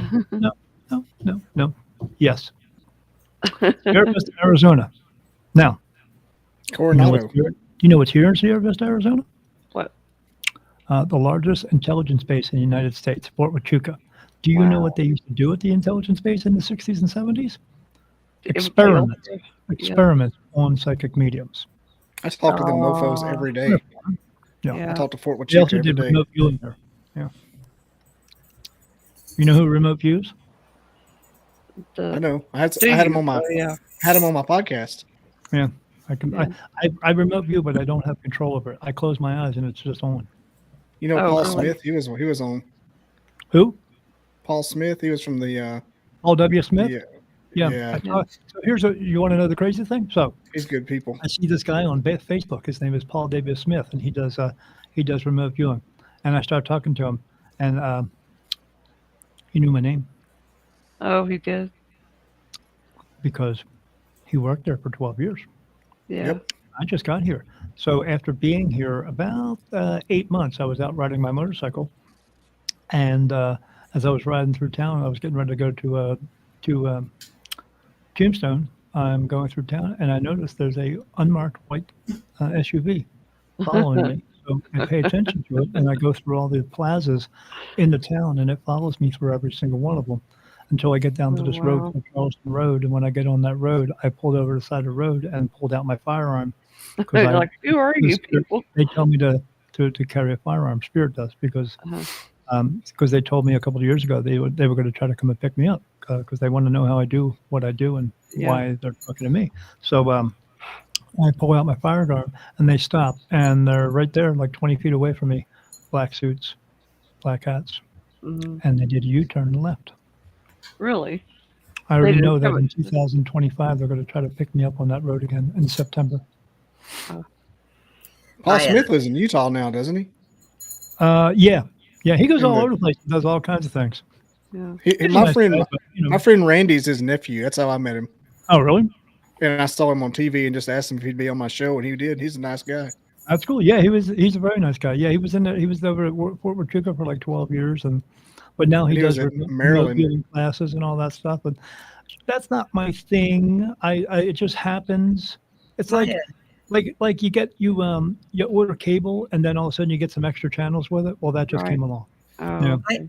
I had family stationed there, and they would allow my brother to go to Fort Huachuca when we were little, but never me. Hmm. So that kind of makes a little bit of sense to me. Yeah. Watch the camera. Yeah, I wonder why. They let me on. I have a pass to go on there, but we just went there and it took a little time. It's like the guy, when I was getting ready to get the card, he said, Daniel Jackson, that's your name, right? He goes, yeah, hold on a minute. No, my Walked family. Walked away, back 20 minutes. Oh, okay, here you go. You're okay now. Yeah, no, What does he mean? What does he mean by my that? military family would not allow me to go there. Right. They kept me away from there. Oh, okay. That place, it's very big. It's very large. I go outside of my neighborhood. There's another one across the street, and right behind that is it's the base, but it's not. It's fenced off area. They have a whole mountain on that base, Mm-hmm. the Huachuca Mountains, and it's a large place. That base is massive. Now I lived in Delaware, 12 miles away from Dover Air Force Base, and that place tiny compared to this place. This place is. They have this big giant aerostat that when I go outside my house, it's hanging out there like a blimp. They say it's watching the border. Bullshit. Yeah. Yeah. I can throw a rock at Fort Hood. Don't. I'm sure you've heard of maybe Or rock. Dr. Stephen Greer, I have. Yes. CE5 program and all that. He's trying to bring the UFO technology and all that. Yeah. He announced had a list of 143 places that have underground bases. Fort Huachuca is one of them. Mhm. He even talks about that there was a general there at Fort Huachuca that offered him a large sum of money to shut up. Fort And I Huachuca, I'd like to. Fort Hood, the one out there in Colorado, underneath Yeah. the airport in Colorado. Everywhere, man. So Yeah. Please say Belvoir. Please say Belvoir. Please say Belvoir. Belvoir's a swamp. no, they got a You list can have of them. stuff under the ground at Belvoir. There's tunnels. Belvoir's Yeah, Belvoir. there's tunnels and they all lead into each other, and And Yeah, the tunnels go into DC, so yeah. I've been DC tunnels I've are been for to DC sewage. many times, Sewage. no Have you thanks. not been able to tell? yeah. Anything out in DC is sewage. Oh, sorry. Did I say that out loud?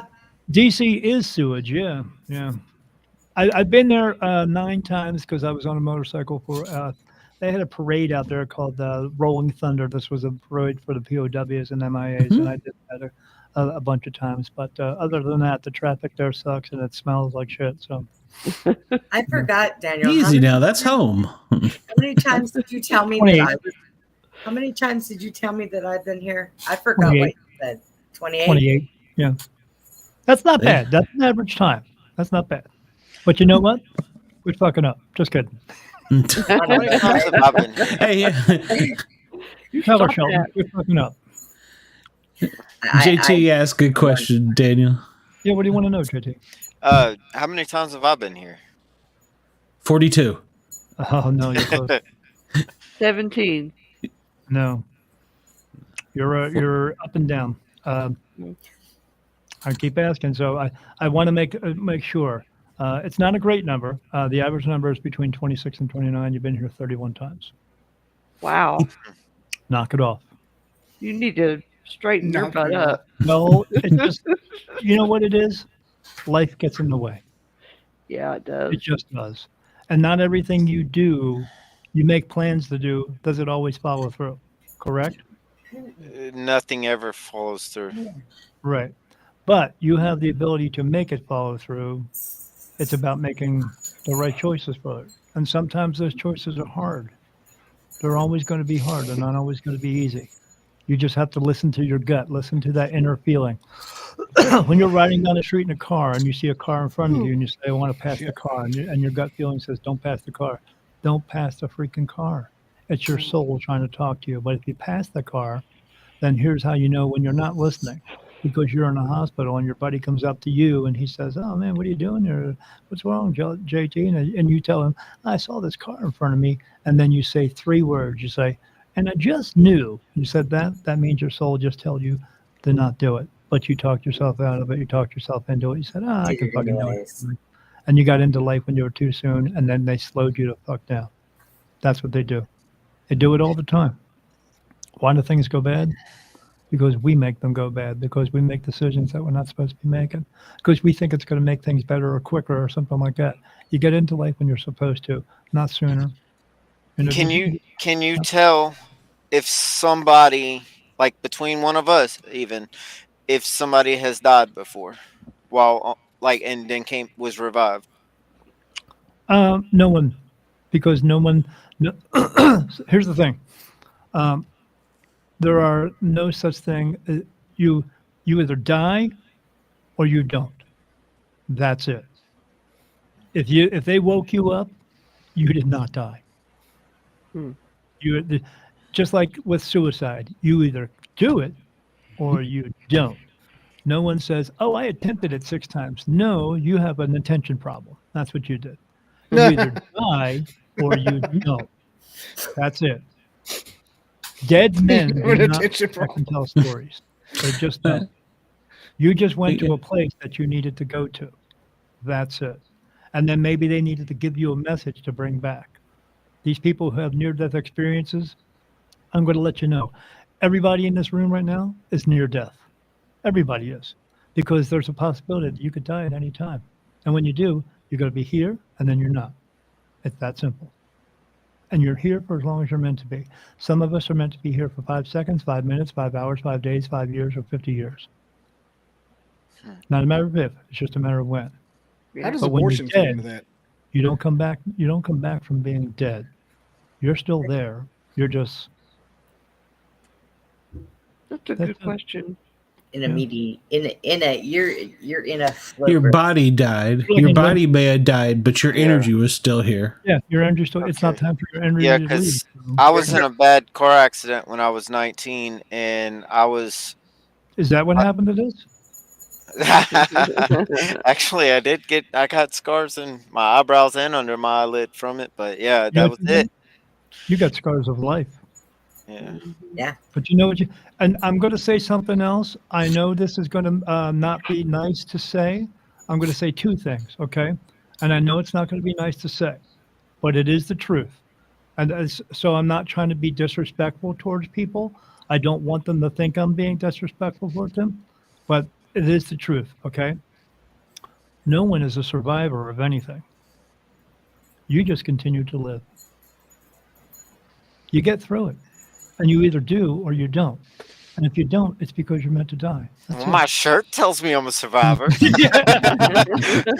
yeah, take that shirt back to Goodwill, you son of a bitch. So, I survived COVID. We call them stillborn children. Do you know why they're stillborn? Because the soul comes into the body when you're being born. And when it sees that body's not going to make it, it leaves. No soul, not alive. That's it. It's simple. So is that how abortion fits into it? If you're meant to be here, you will be. If you're not meant to be here, you won't.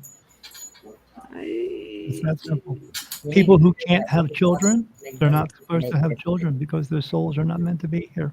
But they try and spend thousands of dollars on trying to do in vitro and all this stuff. It's just not meant to happen. If it's meant to happen, it will. If it's not meant to happen, it just won't. I'm sorry, I don't make the rules. I just explain them. So can the soul come in and out of the baby's body? No. If your soul came out of your body, you know how people talk about, I'm going to go to the 5th dimension or I'm going to go to the 6th dimension. No. If your soul leaves your body, they will find your body dead, and you will not be able to get back in. Well, because I felt like I had a connection with my baby. Oh, of course. Well, your baby. But I mean, I could feel her.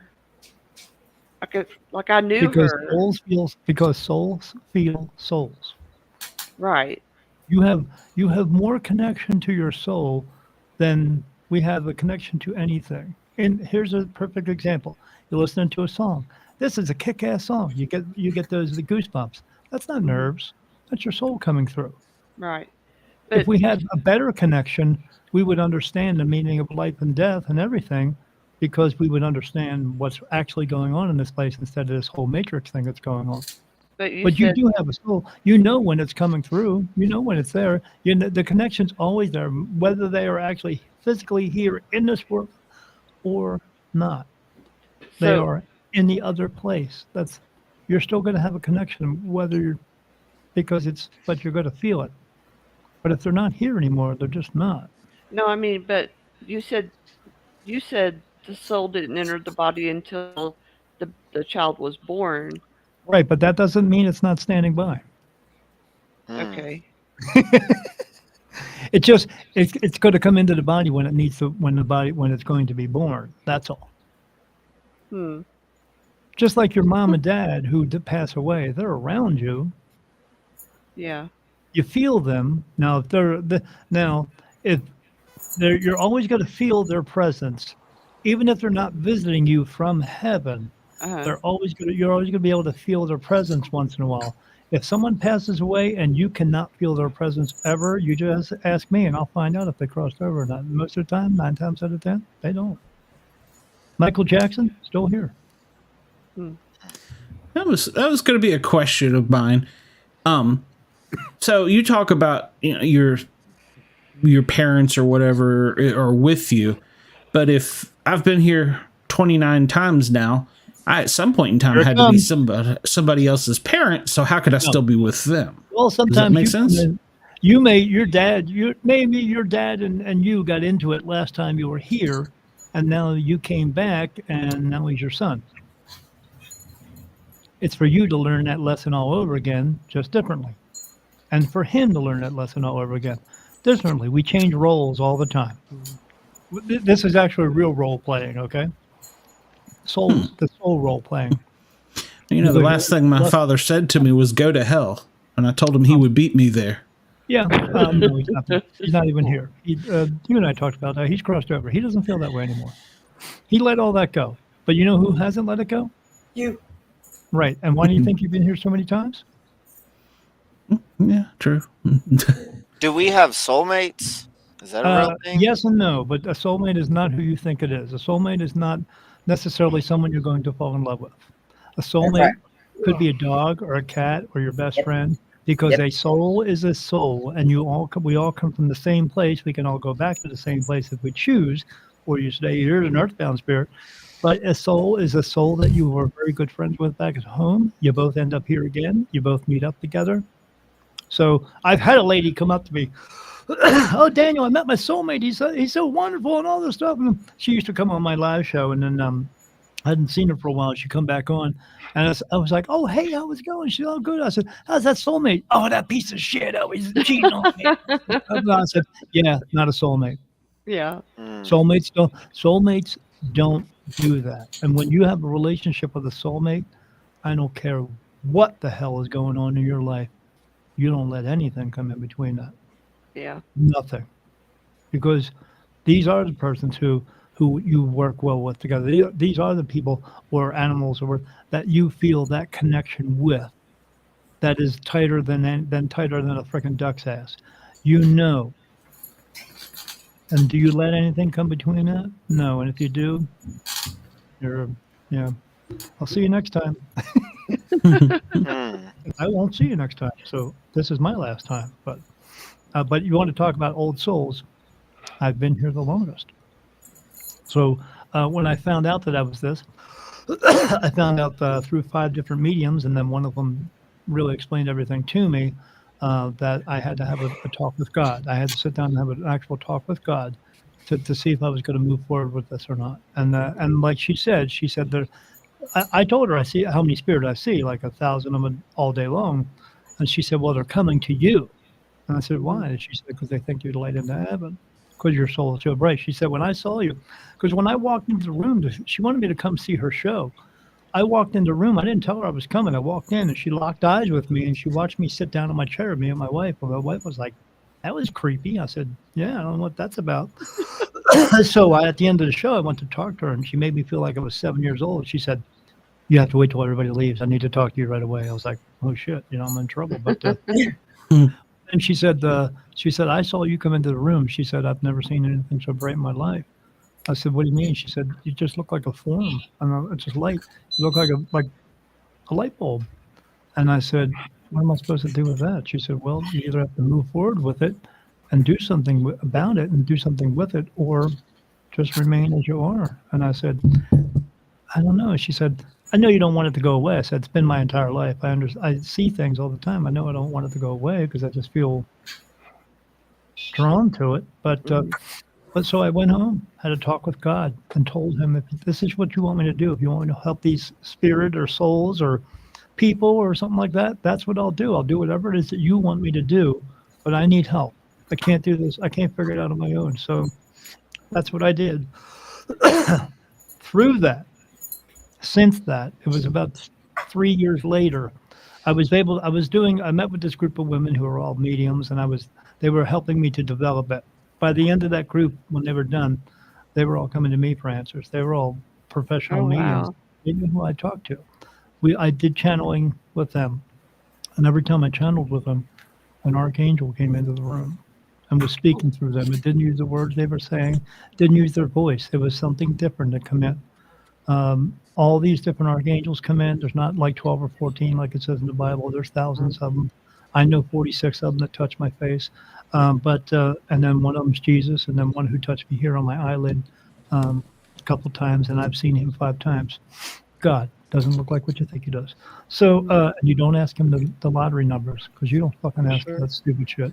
So so they come through and they tell us all this stuff, and then they kept calling me the guiding light, and I didn't understand what that meant until one of these channeled messages that came through, and they said that you're the light into heaven. And I was like, and then they said, this person said, who never met this person, Diana was right. Sorry. I was like, what? Diana was the name of this medium who told me that. Oh, okay. This was coming from a different person, and this voice coming through this person. Oh, so gotcha. I said, what do you mean by that? They said, you are the light into heaven. Your soul's been here the longest. Your soul does not your soul doesn't leave and go home. A body dies, it expires, and then the next one's automatically born. It skips a generation, and then that soul leaves the body and goes to the next one, and then you're born into that one. That's how it works for you. You've been here since the beginning of time. I said, okay. And I said, what do I do with that? And they said, you're a portal for all souls. Anyone who comes into this world being born comes through you, your energy. Anyone who goes home goes through your energy. Anyone that comes here to visit goes through your energy. You are the portal of souls. Huh. And then he also called me the Word of God. What do you do with that? And what do you do with that? What do you do with that? That sounds like a lot of responsibility. Right. They also said that I wear the crown of thorns. They said, although you are not like him, although you are like him, you cannot perform miracles, but you are just like him. You are the Word of God. What do you do with Wow. that? The weirdest part was I was in my closet and I heard the same message. This voice came through and started telling me all the same stuff again. I went out of the closet because I was getting ready for work, and I went to go tell my wife who was sleeping, and I walked up to her and she wasn't sleeping. I said, "Hey, honey," she said, "I just heard that conversation." I said, in the closet? And she said, "Yeah, Manos, his name is Manos, was talking to you, telling you you wear the crown of thorns." I said, Yeah. "Yeah, you heard that?" She said, "I couldn't hear you, but I could hear him. It sounded like a voice of thunder." I was like, Wow. "Yeah, it was pretty loud." So, yeah. Wow. And I said, "He said I wear the crown of thorns." She said, "He didn't just say that. He said you're the Word of God." I said, "Yeah, what do I do with that?" She said, "Speak." Smart lady. Yeah. She Wow. she brings things into perspective for me all the time. Yeah. When I had to find out that to have this talk with God in the very beginning, I said to her, chokes me up. I said to her, "How do I talk to God?" Yeah. And she said, "How do you talk to him any other time? Mm-hmm. You just do. Yeah. You don't have to go to some big white building with 50 people telling you how to talk to God. Exactly. Because God is not within the building. God's within the people in the building." Right. So this is what I do. So that's why I see spirit all the time and everywhere. Mhm. That's why I'm able to have this connection. And this is just who I am. You either learn to accept your life for who you are in this world, or you don't. And if you don't, I feel sorry for you, because you'll drive yourself crazy. Won't you, Shelton? Heck yeah. You'll be turning your head like you're in some fucking movie spitting out pea soup. That doesn't happen. Yeah. No Turn such it thing too hard as and it'll pop right off. Don't do it, another Sheldon. soul Don't do cannot it. take over your body. That's not the JT's truth. trying to break my head Do what? again. Another soul cannot take over your body. There's no such thing as possession. That just doesn't happen. That your body, Good to know. is built for one soul. That's it. That's all. They can whisper in your ear and tell you things, and you can go out and kill somebody because they told you to do it. But you know what else you can do? You can say no. Yeah. Not everybody does. I've had whispers in my ear before. Sure. Just by name, but But you know what they're actually whispering to? You're not actually hearing it in your head. You're hearing it in your soul. That's where everything is. Your ears amplified, sort of, but it's coming through into your soul. So you're hearing it in your soul. my ex-husband heard one of them though. That was weird. I hear things all the time. So I had one of them tell me a couple of weeks ago. It said, "They don't trust me here. No one trusts me." One of them, now I'm not racist by any means, but one of them came through and said, "I hate the blacks because they are in this place, this low energy place where they still hold on to their pain, anger, sorrow, grief, guilt, anguish, and all that stuff. Oh. So they still have hatred for each other. You cross into the light, you don't. You just love everybody, and everything's about positivity. Mhm. They don't. When they're in heaven, they don't hold grudges against you. Right. Here, they can hold grudges against you. Yeah. Maybe they will, and maybe they want to be evil towards you, just because, and you can't see them do it. That would suck. But for me, I have these archangels around me. I can never be touched by these negative energies. I see them all the time, but they can't touch me. So I can walk into any one of these haunted houses and nothing can touch me like it could touch someone else. But they do that so I can cross souls over. Glenn and I went on a ghost hunting tour. Don't do it. We did. You know the thing about ghost hunters is? The thing that you're hunting, one day you will become. What do you mean? You're going to become a ghost. You're going to die and become a ghost. Well, that's stumped So the her. thing that you are hunting, you will eventually become, and then someone will hunt you. That's possible. I mean, we just... No, that's it. You will become a spirit. You could either go home and you're still a spirit, or you stay here and you're a spirit. You can come into this realm from that energy, from that low energy place, and you can come back and visit somebody. You can especially visit them if you decide you want to be a spirit guide for someone else that you felt love for here, and you felt that they needed some help. So you can do that. Oh, But the only way you can do that is if you fulfilled your purpose. If you haven't fulfilled your purpose, then you're just setting aside waiting to come back again. so like if I've fulfilled my purpose, I could come back and be my daughter's spirit guide. Absolutely, if you wanted to. But maybe you don't want to, because when you get to heaven, it's 100,000 times better than you can ever imagine it is. And you Yeah. want to do that. Or don't. And you come back here and help her. But what are you helping her to do? You're I would helping her. You're not helping her to get like 10 cars and 10 houses. No, Helping no, her to get just to through guide life her. so that she can fulfill her purpose and come home and stay Yeah. home as well. I would want to do the whole heaven thing, but I still think that it would be funny to come back just to smack Glenn a couple of times with some pillows while he's sleeping. Well, Wait a minute. if You're you're a implying I'll be heaven here person- 30. yeah, if you're a heaven person, you're not coming back to smack anybody. Yeah. But you will try to get them straight, But Yeah, I'm not smack them straight, but I don't Yeah. know. Hey, You talked to Glenn, you've met him, right? He's very hard-headed. yeah, Glenn's okay. He Glenn's needs good. to have a pillow upside the head every once in a while. Maybe you ought to just put it closer to his nose and just hold it down. Yeah. I've told you before, I was given a message, don't get bit, and apparently I wasn't a very good listener. So been Yeah, here get 29 bit. times and Hold that pillow. don't get bit, got bit. Yeah, Give so them a reason to breathe, yeah. what I was gonna continue with is we talked to heard a spirit, and I felt them What on I my say? back, and Oh, it was it sounded like a firefighter that might have been killed in an accident there along the like years ago. okay. And the reason why you felt them where you felt them on your back is because he is still here. Right. Because he is still here, they are still fixated on their death. Yes. Ones who cross over don't care about their death. Ones that are still here are fixated on their death and fixated on other things, or they feel as though they have unfinished business. There's no such thing. If you don't finish it, you're not supposed to. But Right. they feel they are, so they're trying to get some answers to that. You know what you're supposed to do with that? Don't bother. Because what are you going to do for them? They're dead. Nothing. We were just talking Right. to him. Yeah, what you Trying to tell figure him out to who he do, was. Or you tell him whatever. to go into the light. That's what you do. I Don't think have we him tried, waste any didn't time. we? Yeah. Didn't we try? We tried Yeah, that. you have to try to get them to go into the light. What you're We telling them tried. to do is go into me. Okay. The light shines all the time, so they can Okay. see it. They can.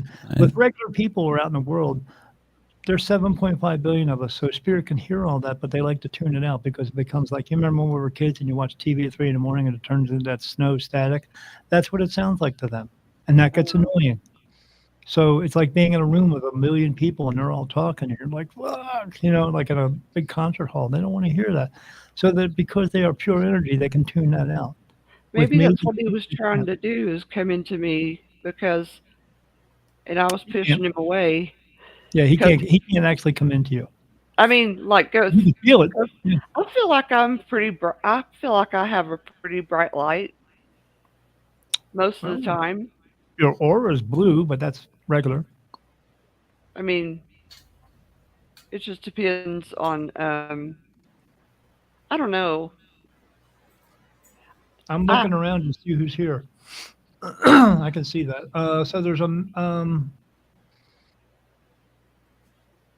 So there's a woman in the corner of the room by that door. Okay. She has long brown hair. Says her name is Chrissy. That's like a 1970s name. Then she died in the 1970s. Feathered back hair. Makes herself look like she has long eyelashes. They can do that. They can manipulate themselves. So if a negative energy wants to come through, they can talk to us. They talk to us, or they hear. They talk to each other. It's telepathy. Okay, we could all do it too. You ever think of somebody and then call you on the phone? Yeah. Same. Okay, so they can hear everything that's going on in your mind. If they threw something across the room, and then you think, "Oh my God, it's a demon or a devil," they can manipulate themselves to look like a demon or a devil, could come through and scare the shit out of you, cause that negative energy, and then they feed off of it. But yeah, she's standing in the corner of the room. there's a dog standing, looks like a collie, standing directly behind your right shoulder, named Jasper. That's kind of a strange name.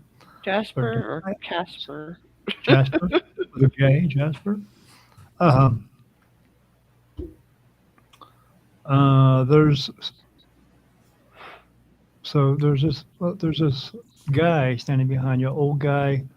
I don't know why he's doing that. So, well, he's trying to show the back of his head. So he's bald on top. It's gray hair around here, but in the middle of his head, right there, is a black patch of hair. And he's showing that to me because like that's some type of significance he wants me to show. Now he's turning his head back around. He's got glasses. He keeps bending down too, like this. He's bending down because I got the chills. he notices that I see him. What's his name? Richard. Richard? Yeah. Yeah. They just, again, so the walls in your home are just walls. Yeah. So spirit do not walk through walls.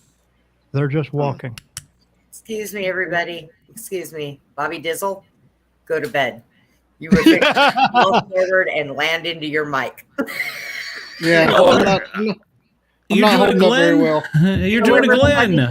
However funny that would have been, it would have made a lot of Sorry, noise. I'm paying Get attention up to there and go to the bed. dead and not Bobby Dizzle. I think I'm the dead over here. Yeah, where do you live, Bob? You want to come over here and put your head in my lap? It's okay. I was watching him. He was like slowly going. Yeah. Yeah, it's rough. Yeah. I didn't realize I was so tired. Yeah. What happens to Hitler when he dies? Hush, he he's still went to looking heaven. for my people here. I'm just kidding. Hey, thanks for being on. I am real. Hitler went to heaven because his soul was just like yours. It's a soul. Hitler went to When it heaven. leaves the body, it has a choice. You're not asking for forgiveness to go home to heaven. You go home to heaven because you want to go, and his went home. But he does have to come back I wondered. because he didn't do what he was supposed to do, which is help people. He used his did free not. will and his ego too much. No, he didn't. Now, those people who He died did not help meant anyone. to- they were meant to die as well because this was a lesson that was meant to be learned. But you know what happened? We still go Nobody to war. learned it. And nobody fucking learned. Yeah. You know why we go to war? Because governments and presidents and stuff hate each other, and it has nothing to do with us. But we are the sacrificial lambs. That's all. That's it. You maybe I'm glad you fight for the country and all that stuff, but you're not fighting for the country. You're just fighting because one guy hated another guy, and this is my land. Well, no, it's not, because in about 80 years he's going to die, so it's not his land. So not One rich guy hates another rich guy. Yeah, Exactly. I have a border wall right down the road from me. Here in Mexico. You know what? Take it down, because we all live on the same planet. No one's going anywhere anytime soon. So we better start to get along with each other before we annihilate each other. This is why I want everyone to fulfill their purpose, because if you don't, and you have to come back here again, you're going to come back to a place that's going to look like a Mad Max movie. Do you want to be here? Because I don't. Because that's what we're headed to. We're not getting to Star Wars and Jetsons. Forget it. 2332 is the end. 23. But it's also the new beginning. My book is titled The New Beginning.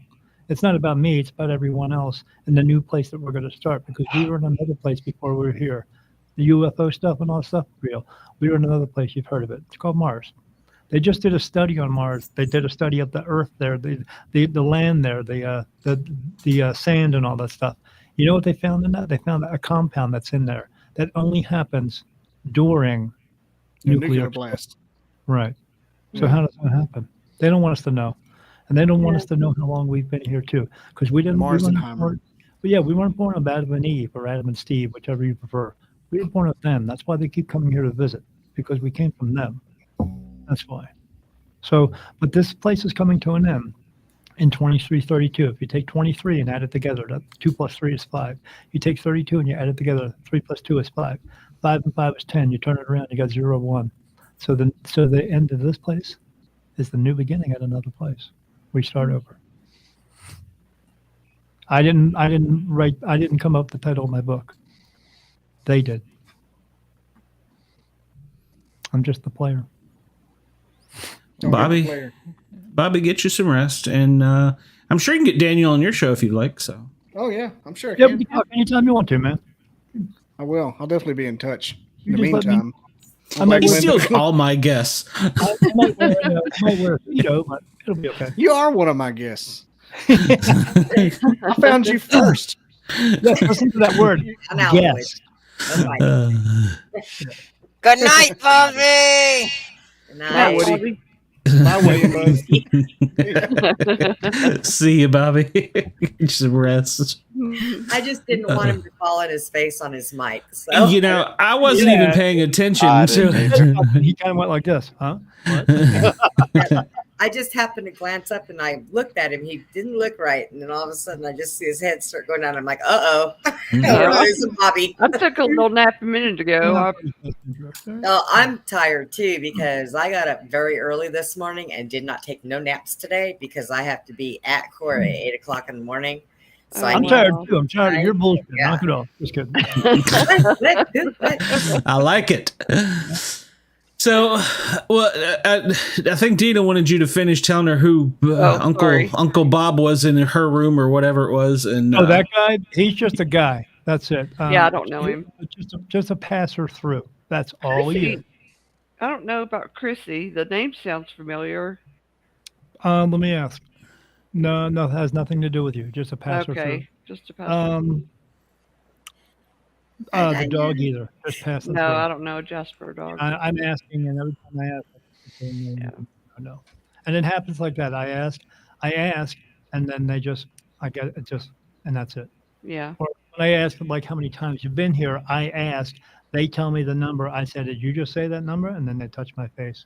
So I like to get a kind of second opinion from them saying, yes, that's what we said. So a confirmation of yes, that's what we said. But yeah, you've been here a bunch of times. But then you know what? I only know one person who's ever been here once. Jesus. Right. He just came here to let us know that we could all be free men and women, take care of each other, and share everything in the world because there's enough of everything in the world to share. But the people who are in control, religion, kings and queens, saw that happening and said, we can't have this. We got to get this guy off the streets because he's taking our power and our money away from us, our taxes and all that stuff. And we can't have that. So they scooped him up. They put him on a cross. They tortured the shit out of him and murdered him in front of everybody to let everybody know that if you do this too, if you follow this guy, we're going to do this to you too. So I tell people all the time, why do you want to wear a cross around your neck? Because you're wearing a form of punishment. It's not a representation of Jesus. It's a representation of how much control and power they have over you. And you're just following. No. Yeah. Do you really believe Noah could live to be 950 years old? Seriously? I don't know. No. Could you? No. No, but the Could time. you actually live could you actually live in the belly of a whale down deep in the ocean? You would suffocate. You would drown.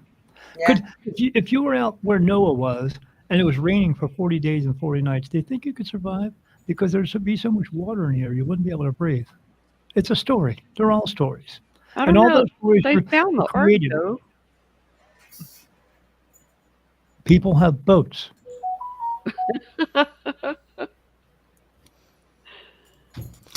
They find boats washed up on the shore all the time. They're all beat up and ragged. Does that mean it's from biblical times? No, it's a boat. Does that mean there wasn't any floods? No, there was floods. Because why? Because the continents shifted, and when they shifted, water went other places. Because things melted and came back, and water went other places. Has nothing to do with it's going to rain in 40 days and 40 nights. And let me ask you this. So if it killed everybody, who did Noah's daughters get married to if everyone was dead? I thought their husbands were with them. No. No. They were supposed to be Abel and Cain, who were on another continent. But how did they live if everyone died and everything else died? I don't know. Do you think Noah really went around for 950 years and got every single plant and insect and all that stuff? Really? Good question. It is. Here's another one for you. Here's a contradiction for you. So in the Bible, it says in Leviticus 19:31, it says, "Don't speak to mediums." So that's what you're doing right now. Okay, so you're going against the Bible. Okay, Yeah. good luck with that. But in that, it says, "Don't speak to mediums." Now, it says Father and the Son and the Holy Ghost. Okay, Father and Son, absolutely. Okay, but he was here just to prove a point. Okay, and there's no such thing as zombie Jesus. He didn't come back to life. That no one does that. Okay, again, this is to prove a point that he's the only one who's the divine. No, okay, we're all divine. They don't want you to know that. They don't want you to know how much power and control you have over yourself, because they want to have the power and control over you. Okay, so Father and Son, yes, but no Holy Ghost, because I want to ask you this: who is the lucky person that is allowed to talk to that ghost? Because if you're talking to ghosts, it says in the Bible you're not allowed to. So who's the lucky Some one? interpretations say the Holy Spirit. Right, Holy Spirit. Who's talking to the Holy Spirit? Because the Holy Spirit talks to people, correct, and tells them things, right? But if you're talking to spirit, that means you're going against the Bible, because the Bible says you're not allowed to talk to spirit. And God is also in spirit too. Well, You're it's the not allowed to Trinity. talk to him. It's all in one, correct? No. We all is one, and one is all. We are all connected to each other, but someone was talking to that spirit. Someone was talking to that Holy Spirit. Spirit was talking to people. They were listening. They were talking back. They're three separate entities. Yeah. No. Yes. Yeah, They're in they spirit. are. In spirit. Well, they are, but If they. they're in spirit and they're talking to someone, what does that mean? If what? If they're in spirit and they're talking to you, what does that mean? That makes you a medium. Something that's a contradiction in the Bible. Well, there's a lot of contradictions in the Bible. Correct. You know what else is in the Bible? Rape, murder, incest, polygamy. What's the other? Pedophilia. Should you live your life by that book? I'm not gonna. There's pedophilia. There is pedophilia in there. There's also punishment for pedophilia. Yeah. There's a lot of stuff that's going on, and in that Bible, you know what people do? They pick and choose what they want to do within that Bible. You either do it or you don't. You're either going to live by it or you're not. You can't pick and choose. But they tell you you have to live by the Bible. No, you don't. No, you don't. I mean, it's. I don't know. There's too much contradiction in there for me to live by something that they don't want you to understand, because they want to keep you confused on it, so you don't know all the answers, so you won't ask all the questions. I call myself a New Testament person. I am not under any testament. I do what my inner self tells me to do, and then I do what they are telling me to do, because I'm able to do that. But we're all able to do that. We have to learn to listen to what's inside of us first. Yeah. We usually don't. We talk ourselves out of it. Mm-hmm. Because the society told us to do it. Because society doesn't want you to have any trust or any faith within yourself to do anything for yourself. They only want you to come to you or come to them to fix you. Church and religion want you to come to them because they're going to save you. What are they saving you from? They're saving you from I don't yourself. believe in organized religion. Either. They save you from yourself. You can save yourself from yourself. You can just stop doing dumb shit. I always tell people, be good and don't do any stupid shit. But if you do, don't get caught. Yeah. Yeah. It's pretty easy, but it's hard to navigate through life when you have everyone else telling you what your life should be or could be. And you need to do this and you need to do that. And you have to buy this in your life and you have to buy that in your life. Yeah. It's always they who tell you you need to eat bacon one day. And they tell you don't eat bacon, or they tell you to wear these shoes or don't wear these shoes. You know what they need to do? They need to shut the hell up. Yeah. I don't listen to them. What about you, Shelton? You listen to them? I don't know. I don't know anything. Oh, now we got a Shelton impersonator. I think he knows a lot more than you know. So, that was going to be. He walks around butthurt every day because JT's got his hand up his butt all day long. But I think somebody in the audience, and it may have been Elizabeth, was asking if you did audience readings. And Diane Huey just said that she has felt the Holy Spirit and it is real. Oh, there's spirit everywhere. They're not holy. You know why? Because there's no physical books there and they're not religious. Why do you need to be religious when you're standing next to Jesus all day? That's true. That's true. Yeah, well, and I was going to say, you'll be standing next to archangels. You'll be standing next to Spirit. You'll be standing next to Jesus. No one sees God. You look up in the sky. He's doing all that. Okay? So, but you will see Jesus. You will see angels and archangels and all your family because you're related to every single person. When you go back home to heaven, you don't know just the 200 or 300 people. You know everybody. And this person, she says she feels the Holy Spirit. How does she know it's holy? Did it tell her she's holy? It's holy? How does she know that? And if it told her and she listened and she was talking and communicating with it, that would make her a medium, and that goes against the Bible again. It just goes round and round in circle every single time. Yeah, your circular talk. Yeah, I get that. But then on the same hand, Daniel, somebody could say, well, how do we know who you're talking to is not the bad guy? Because every time I always get positive answers. And every time I gave an answer to Brenda, she got it, didn't she? Yeah. And by the way, apparently her laptop was not plugged in and she's having to plug it in.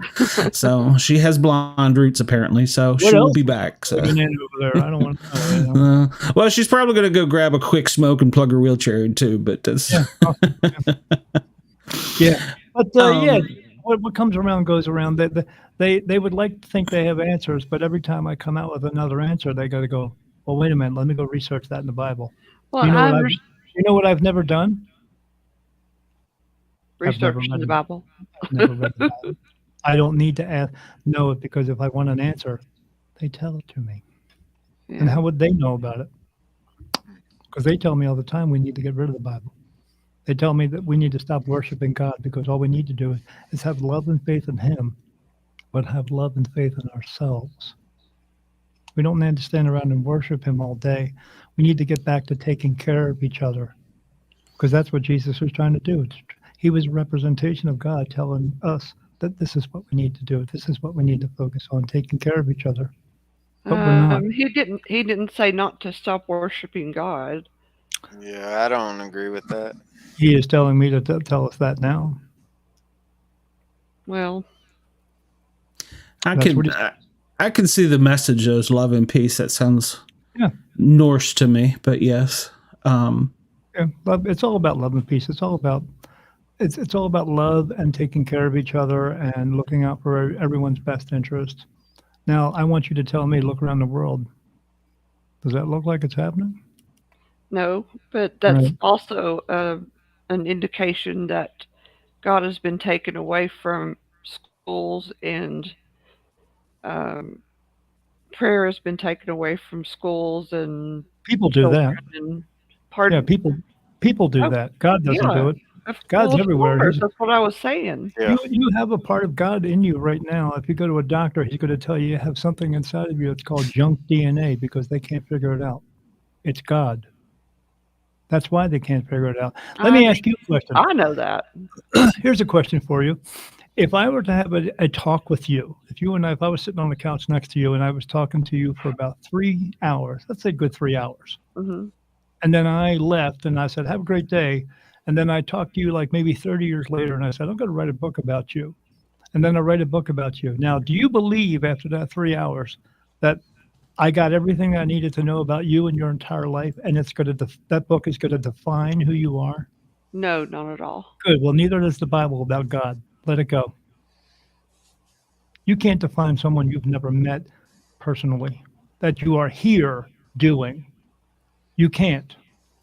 I see what you're saying. And it was 300 years later after they wrote the Bible, after Jesus' death. Before Jesus, now we have we're here BC and AD, because whenever somebody asks me my birthday, I tell them it's 11/18/66 AD, and they look at me and I go, yeah. Now, before Jesus was born, what did they call it then? They didn't call it BC or anything. It was just whatever year it was. It was AD, right? No, it's BC. After BC, before Christ. BC. But before Christ was born. Yeah, BC. Before Christ was born, they didn't know about Christ, so what did they call it? Right. It's just time. Year. Yeah, it's just time. That's all it is. Yeah. The astrology, okay? Astrology is made up, okay? The very first calendar was 5 months, and then it was 9 months, and then it was 10 months, and then it was 12 months. The first 5 months, they came up with 5 signs, and then they came out with 4 more for 9, and then they came out with another one for 10, and then 2 more for 12. So what does that tell you? Here's what astrology is. People standing around looking up at the stars and playing connect the dots and go, it looks like a fish. That's what that is. And then they're going to equate everything that's going on in that month to your life. No, don't let that little article in the newspaper telling you what you're going to do throughout your day define who you are. You're going to define who you are by the choices that you make throughout your day. No one else can define who you are, as well as no one can define who God is. I do one thing, he's our Father. That's all. And there's a term that says, God bless you. Yes, God did bless you. He put you here. But he wants us to figure out the rest. Yeah, praying is not asking for more than you're supposed to have. Praying is for giving thanks for what you do have. Exactly, which is worship and praise. If you want to, but you don't need to. He wants us to live our lives. He wants us to look inside your heart. Yes, he wants us to learn things, and he wants us to fulfill that purpose of helping other people. But do what's inside of your heart. If that's what makes you feel good, great. No, I'm just saying that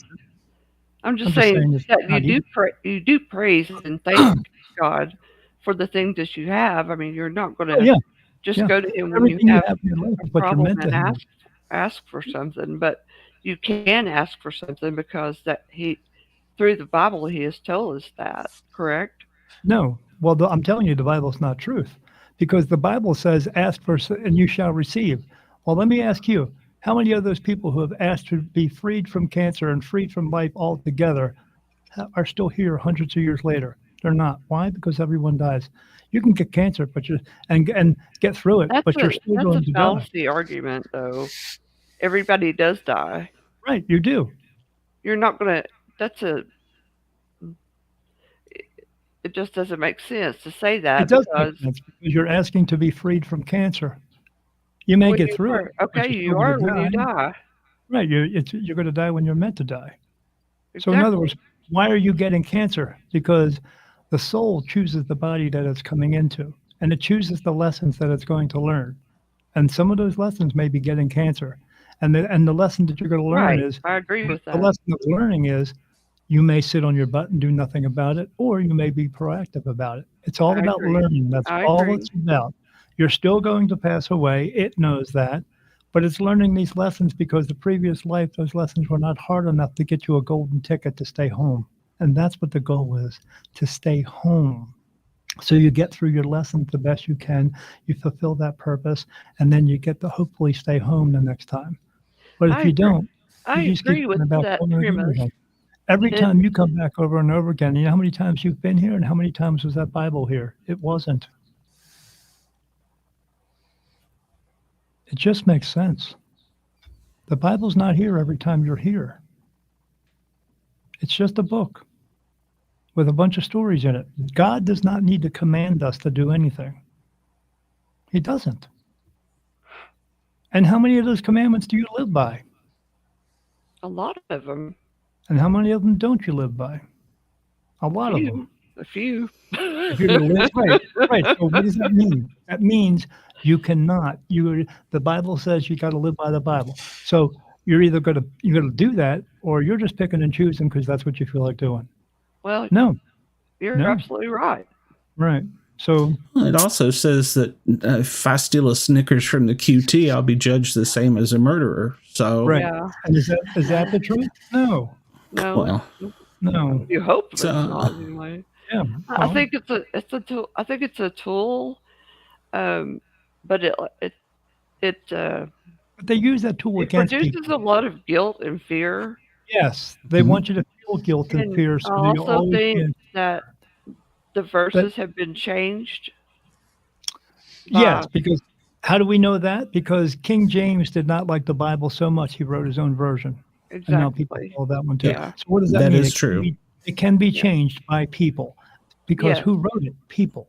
God did not write it. People wrote it. Right. And I understand that. Yeah, but a lot of people. It's a book of rules. When they say you are sinning, you're not sinning. You're just breaking their rules, their ideas of their rules. That's all. A lot of Christians don't know that and don't understand that. Right. I mean, I'm a Christ follower. I try to do um,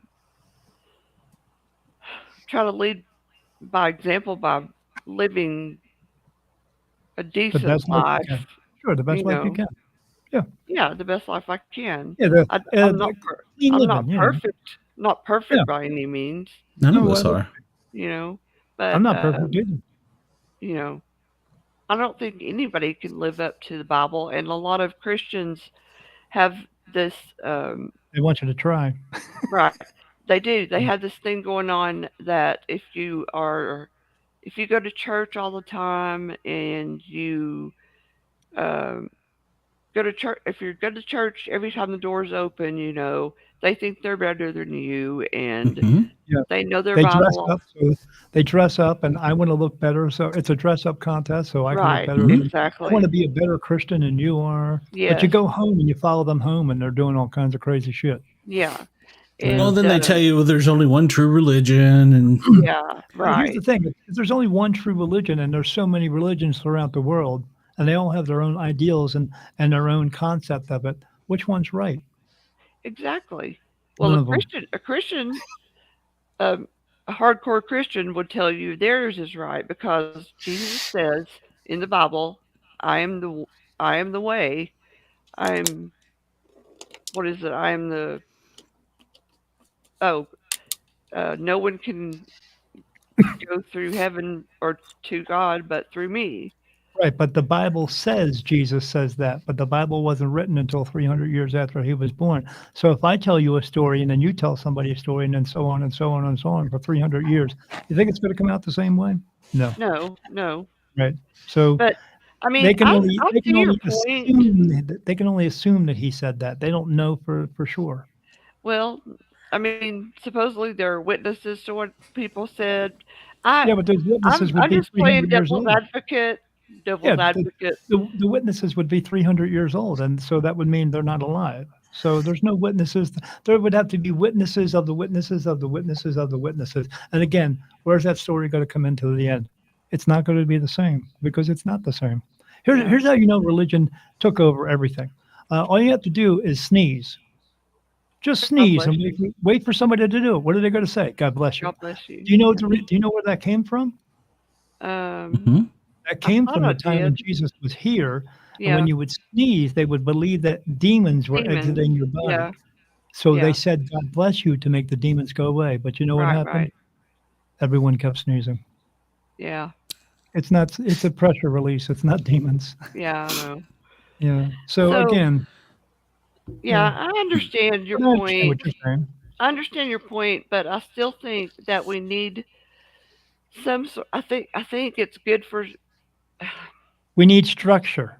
right. There does need to be Mhm. some kind of structure and Right. some compass toward God or toward leading people to God.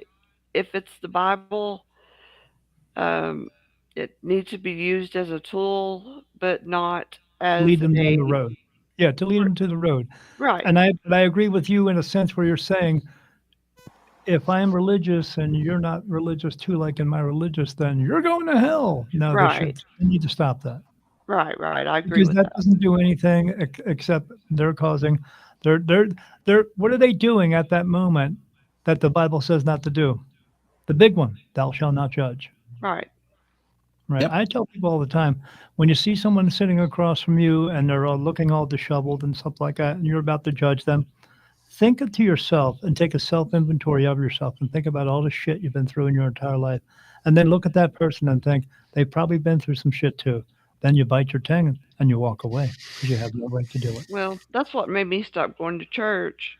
Yeah, because Um, I, they're a bunch of judges right there. well, yeah. We were when I was a teenager. Uh, we lived near a Salvation Army, and on Sunday morning, Love that place. yeah, on Sunday morning, one of the people that used to go to the Salvation Army came in, and he sat in the pew, and he was disheveled. He looked like he'd been sleeping outside. Um, Like this. No, Just worse than that. We're much more What do you think? But I don't know. I didn't get close enough to him, but he came in. He was kind of nodding off. Most people do in church, but Like uh, Bobby. they said that he was drunk or whatever. But they called the police on him. They could have let him stay in there. He could have. He wasn't doing anything. He was, Right. they could have let him Yeah. stay in there and hear the word or whatever. Right. Maybe he could have used it. Yeah, or they could have given him something to eat or whatever. And the true word would not judge him. Right. But they Right. called the police, and had him taken out. Yeah. And What I does that left. tell you about, what's that tell you about religion and church? Well, it told me that they're a bunch of damn hypocrites, is what it They told don't me. care. And I got They only pissed care- off. They only care about their people. That's Yeah. it. Yeah. That's why Yeah. I say church is like going to God Club. Yeah. And it really hurt me. I was so mad. And I just left. You can talk to God anytime you want to. You don't Yeah. need to go to a big white building with 50 other people I know. telling you how to talk to God. That's what Yeah. it is. Like I said, God is not within the building. So this is the house of God. No, it is not. God is within the people that are in the building, and that's Right. what makes God something, not just a building. Because buildings can be changed and burnt down and torn down and fixed up again. Yeah. But you I have don't God know. within you. That's what makes you. That's what brings you your faith within Him, and hopefully faith within yourself, knowing that you could absolutely do anything in this world that you want to do, but you have to have trust and faith within yourself to do that. And when I say that, does that sound like I'm saying from something that comes from the devil? No, No. I don't. I'm getting answers from that place, but I know that place is not like this place. We're just fixed on it. We fixate on physical things that don't mean anything, because in actuality, when you take away this part of it, you are non-physical, as Right. well as books are non-physical, as Yeah. well as writings are, as well as scrolls are are just physical items. We are non-physical. We are just non-physical beings in this physical world to learn physical lessons. That's all. Yeah. We don't need a book or a guide. We could listen within ourselves and get the answers, but we Yeah. just choose not to, and or we relinquish the power over to those, we call them kings and queens. They took over our lives, and they control us, and now we call them government and big corporation, and they tell us everything to do. And people say, oh, I don't abide by the law. You get into a car, you do 55 miles an hour, you're abiding by the law. You just aren't. Never drive at the speed limit. Good for you, man. Sinner. I'm a rebel. Get on that, sinner. Awesome. Yeah. Well, I think I'm Where gonna my be having to seatbelt? head out. Go to bed, JT. Yes. Can you tell my eyes keep closing? No. I think that's, Oh, I was sitting over here. I looked at the screen. I said, "Well," I was like, "I probably can't see. I have my eyes closed." Like I was like falling Spirit's asleep. telling here. me something. So I They're telling set me up. you're sleepy. That's what it is. Yeah. The funny thing was, Shelton's eyes never closed. Because I don't have eyelids. He's aware of sorry our I've whole dominated the time. He's like, conversation. turn around, you piece of shit, and wake up. Yeah. He's gonna turn around and smack you. JT, you're going to get through it, brother. Don't worry about it. Yep. We'll be talking again. Okay. Well, how long are you gonna stay live here tonight, Glenn? I don't know until Glenn kicks me off. I don't know. I mean, What I'm time is not- it there, Glenn? it is 11:18 here. Oh, I'm not on a. We're after 8 here. Oh, you're just getting fired up. I'm not. I'm not in on a time schedule, so Yeah. as long as No daylight savings time here. We don't. This is how crazy this state is. They don't even celebrate Martin Luther King Day. I mean, Really? I'm Wow. retired. It's not like I need another day off, but Wow. crazy, right? But we have Martin Luther King Boulevard. Does that make sense? No. there's one in every town. Yeah. So, Yeah, pretty much. Yeah, but they don't get a day off for that. But again, no daylight savings time. Weird. Yeah. Weird. I don't know. Well, you keep saying I need to move west, so Well, they had me move out here because they told me it was no longer going to be safe to live on the East Coast. Ask yourself what that question is. Yeah. Well, we talked about that. So Yeah, it's coming. It's coming. It's going to. You think war is only going to remain over in another country? No. We can only get lucky for so long. It's coming here. And right now with you cannot fly someplace with billions and billions and trillions of dollars and not think the enemy doesn't know that. We've got the mountains here. We can go in. Yeah, I have mountains completely surrounding me as well. I'm thinking elevation like 4,600 feet in elevation. I got sick from it. I'm at like 700 feet. Yeah, I'm thinking Tennessee might be better than Atlanta. So yeah, I came from Delaware. That was 0. I came here and I got elevation sickness. Yeah. Oh, well, Lord. I can imagine.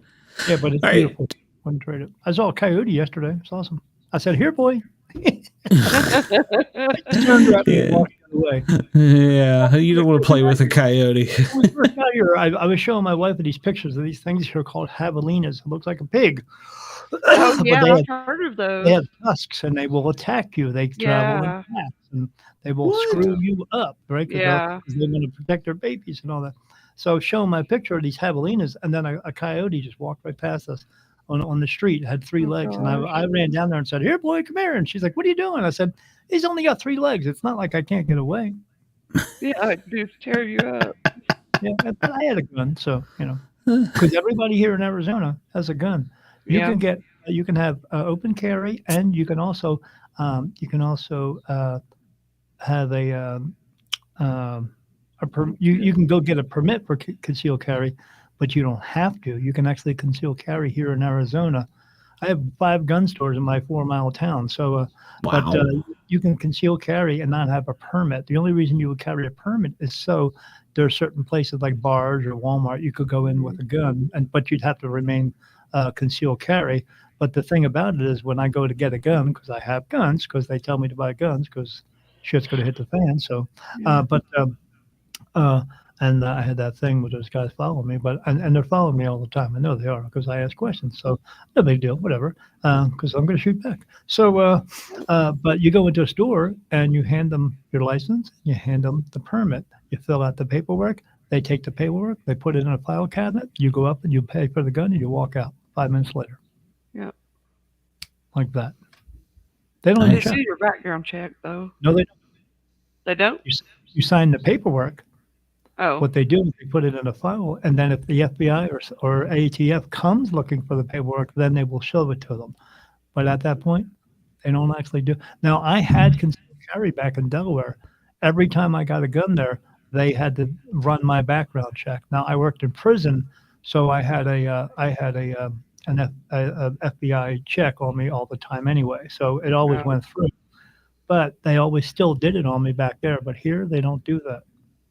The governor says no. And you know what the crime rate is here? There isn't much because everybody's afraid. They've got guns. I live near Tombstone. When you're in Tombstone, they have the gun shows all the time. You don't know if somebody's actually being shot or somebody's being playing shot. And that actually happened twice in that town recently in the last 3 months. Somebody actually was shooting somebody, but nobody didn't pay any difference. Oh my goodness. All right, well, let's let JT get out of here. I know he's tired, so I can tell. JT, go rest. All right, y'all have a good night. Good night, all right, JT. We'll talk to you soon, JT. All right, see See y'all. you later. Good night. All right, well, I guess we're going to be down to just me and Dina, and I guess then you can tell us, I got to figure out which button I want to push to fix this. There you go. That's the shot I want to see. I'm trying to look into the screen going, what the hell? Because that's what men do. Yeah, absolutely. There we go. Oh yeah. I don't. Glad you can do it on live show there, Dina. So. Sorry, it hurts. I don't really have them anymore. I'm diabetic, so I don't have any feeling from my legs down, from my knees down. No. So I did this early on. I don't recommend this, but I did this early on. So, when you take a toenail clipper and it's got that little file on it, you pop it out. Yeah. Well, I would take the file thing and stick that underneath my nails and then pop my nails out. That's what I was doing. Yeah, I take it completely out, and then my toe bleeds a little bit, and then I clean it up, and then That's what so I was now doing. since I did that like 15 years ago, I don't have toenails anymore. So Oh, really? little piece will grow out, and I just clip it. Oh, Yeah, but well, I don't recommend that. Wow. Wow, I think that was almost too much information. So. Out of everything else, I was trying to pop mine out. Yeah. I guess out of everything, that's the part that grossed me out the most. So, Yeah, well, I guess take that thing and stick it right under the nail, and I just go like that, and it pops right out. And and Lord have mercy. Longer than it looks when it's sticking out. So yeah. Well, I don't know if Elizabeth is still here, but I think she was one of the audience members. Was a question she had. She was wondering if you did audience readings. I don't know if she's still here. So like if I stand in front of a bunch of people? Well, no, I think she just told you her name. Well, she was in the chat. So. Oh, yeah. So anybody can be anywhere. You could have somebody come in from the chat from China, but now there's Chinese people. No, I'm just kidding. But anywhere can come in and ask me a question, and no matter who it is, because archangels, angels, they're all connected to everything, as well as God is connected to everyone, as well as we are all connected to each other. So all they have to do is ask the question, and I can get the answer for them. And I will give them the absolutely truth, nothing but the truth, whole truth, all that. Gotcha. But again, not everybody wants to hear the truth. Or they want to talk about, so where's my soulmate and all that stuff. Am I ever going to fall in love again? Well, you will if you get up off the grass and go out. Well, I was going to ask how many times my wife Beth has been here. If I've been here 29, she has to have been here 52. Ha! I knew it. She's older than me too. So, well, when someone says you're an old soul, everybody's an old soul. You've just been here many times. I've been here the longest, but yeah. And I'm sorry. No, go ahead. What do you got? I was going to ask how many times my daughter has been here. 28. 28. As soon as you said, so this is how it works, because we've been talking for a while, dynamics going back and forth. As soon as you said, how many times has my daughter been here? I heard 28, and they touched me right across my forehead. So I didn't even have to say, did you say 28? It went right across my forehead like that. Cool. 28. That's pretty, I mean, again, average 26, between 26 and 29 times. Not too bad. But make sure she stays on the straight and narrow. She doesn't stay on the straight and narrow. She does not. No. Damn it. She's kidding you, Dina. You some fucking lies. Huh? She's telling you some lies. I know. No, she's telling me the truth. I know what's going on. Yeah. But how old is she? I'm not completely. She's 24. She's 24. What do you expect, man? You know what I was doing when I was 24? Whatever the fuck I wanted to. And I didn't want my parents to tell me what to do, because who does? I know. She's what is she doing? She's having a hard. Huh? Yeah. Learning her lessons. The way the lessons work for you may not work for her. What works for you doesn't work for me. So giving them advice is fine, but what works for you doesn't always work for someone else. You can only give them a roundabout answer, but we know how a roundabout works because you've taken a medicine that works a roundabout for everybody, but it doesn't work for everybody. So right. I've talked to her, but doesn't always get through. No, she just doesn't know what to do. She's very soft-hearted. Sure. Well, when you're walking around and you're feeling lost and you feel like no one else can tell you anything, you're just going to walk around feeling lost. Yeah. She'll figure it out. I know. We usually start figuring things out by the time we're in our mid-30s. Yeah. So now, like, I have a 2-year-old in the house, Wyatt. Has he been here before? Everybody, if they are here, it just doesn't. Your mind processes that differently, I guess. How about that? I will put it to you the most simplest way for you to understand. You ready? Sure. There's something that you guys both have in common with the other 7.5 billion people on this earth. They've all been to heaven. They all had to come back, just like you. Everybody does. If you're here now, you've been home to heaven and you had to come back. It's not because you did anything wrong. It's just you just had not fulfilled your purpose enough. God wants us to fulfill it a certain amount. In that certain amount, we have learned a lot. And then you take it home. And the goal is to do that enough to get your golden ticket to go home. you've punched her dance card enough times to go home. So say if your child does pass away at like 5 years old, not that the child will, that may be a possibility that it went home and did what it was supposed to do here enough. That last 5 years was that last part that was going to cover it, and goes home and stays home. You feel the loss of the child. The child does not feel that loss because they are still around you. And they are now home and staying home. Now, let me ask you this. You want the best for your child, right? Do you want to keep your child here because your child is going to go through heartache and hard times and having to pay bills and all that stuff? No one thinks any of that is fun. Do you think your life is fun right now, Glenn? Because I know you don't. But you want the best for your children, but they're going to go through the same shit too. Where would you rather them be? Here or in heaven? It's true. Yeah. We hold on to that. We hold on to it because one thing, we're selfish son of a bitches. We want them to be here because we love them and we develop relationships with them. We love everything about them, and sometimes we don't, but we still want to see the best come out in them, and hopefully it does, and not every time it doesn't. But we still want them to and try to get through life because we're trying to. Mm-hmm. Maybe not everyone's meant to be here. Maybe they're just meant to go home. That's all. That's true. That's true.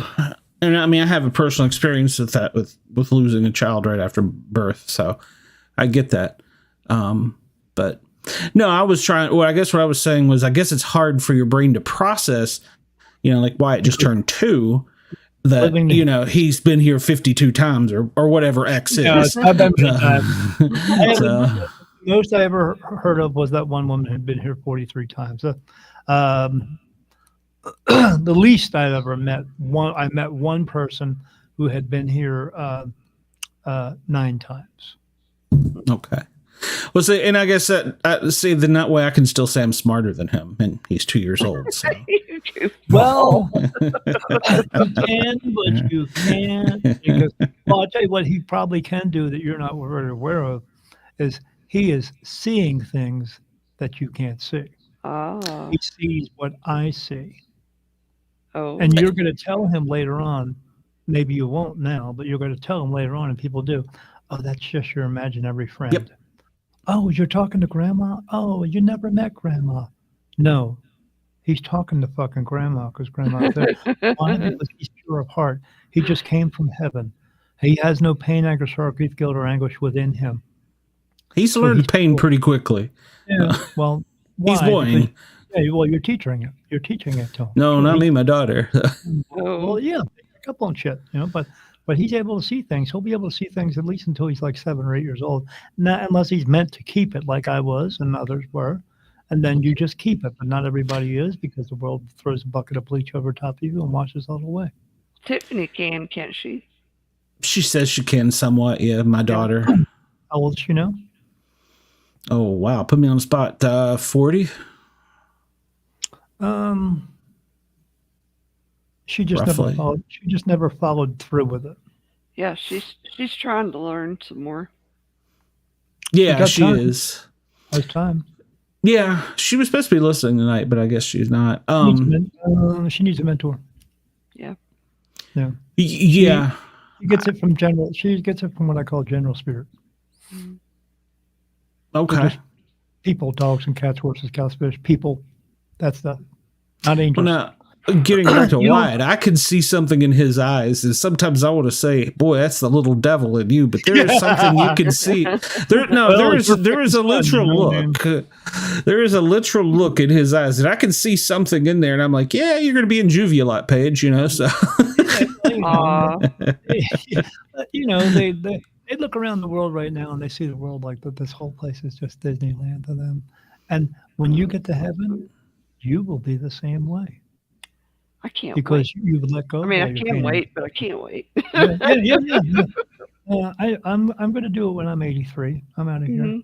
My birthday's in November. I'm going to die in August on the 3rd week on a Wednesday night when I'm 83. I already asked. I asked because I need to know that to do what I'm supposed to do. See, I don't want to know that. Good. No, because you know what?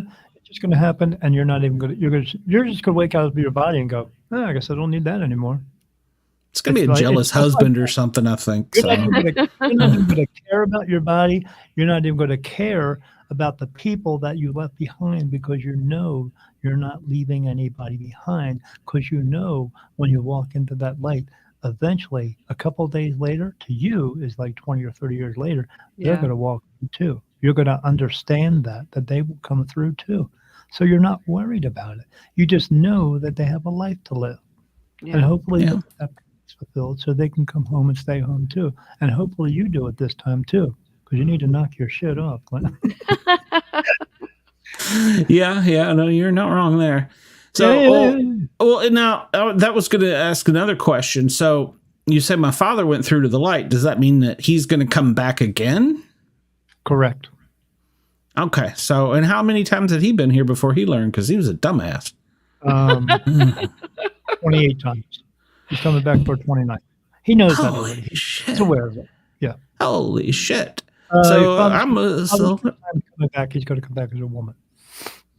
Oh, you've been here a woman. You've been here a woman a bunch of times. Hey, well, 11 times.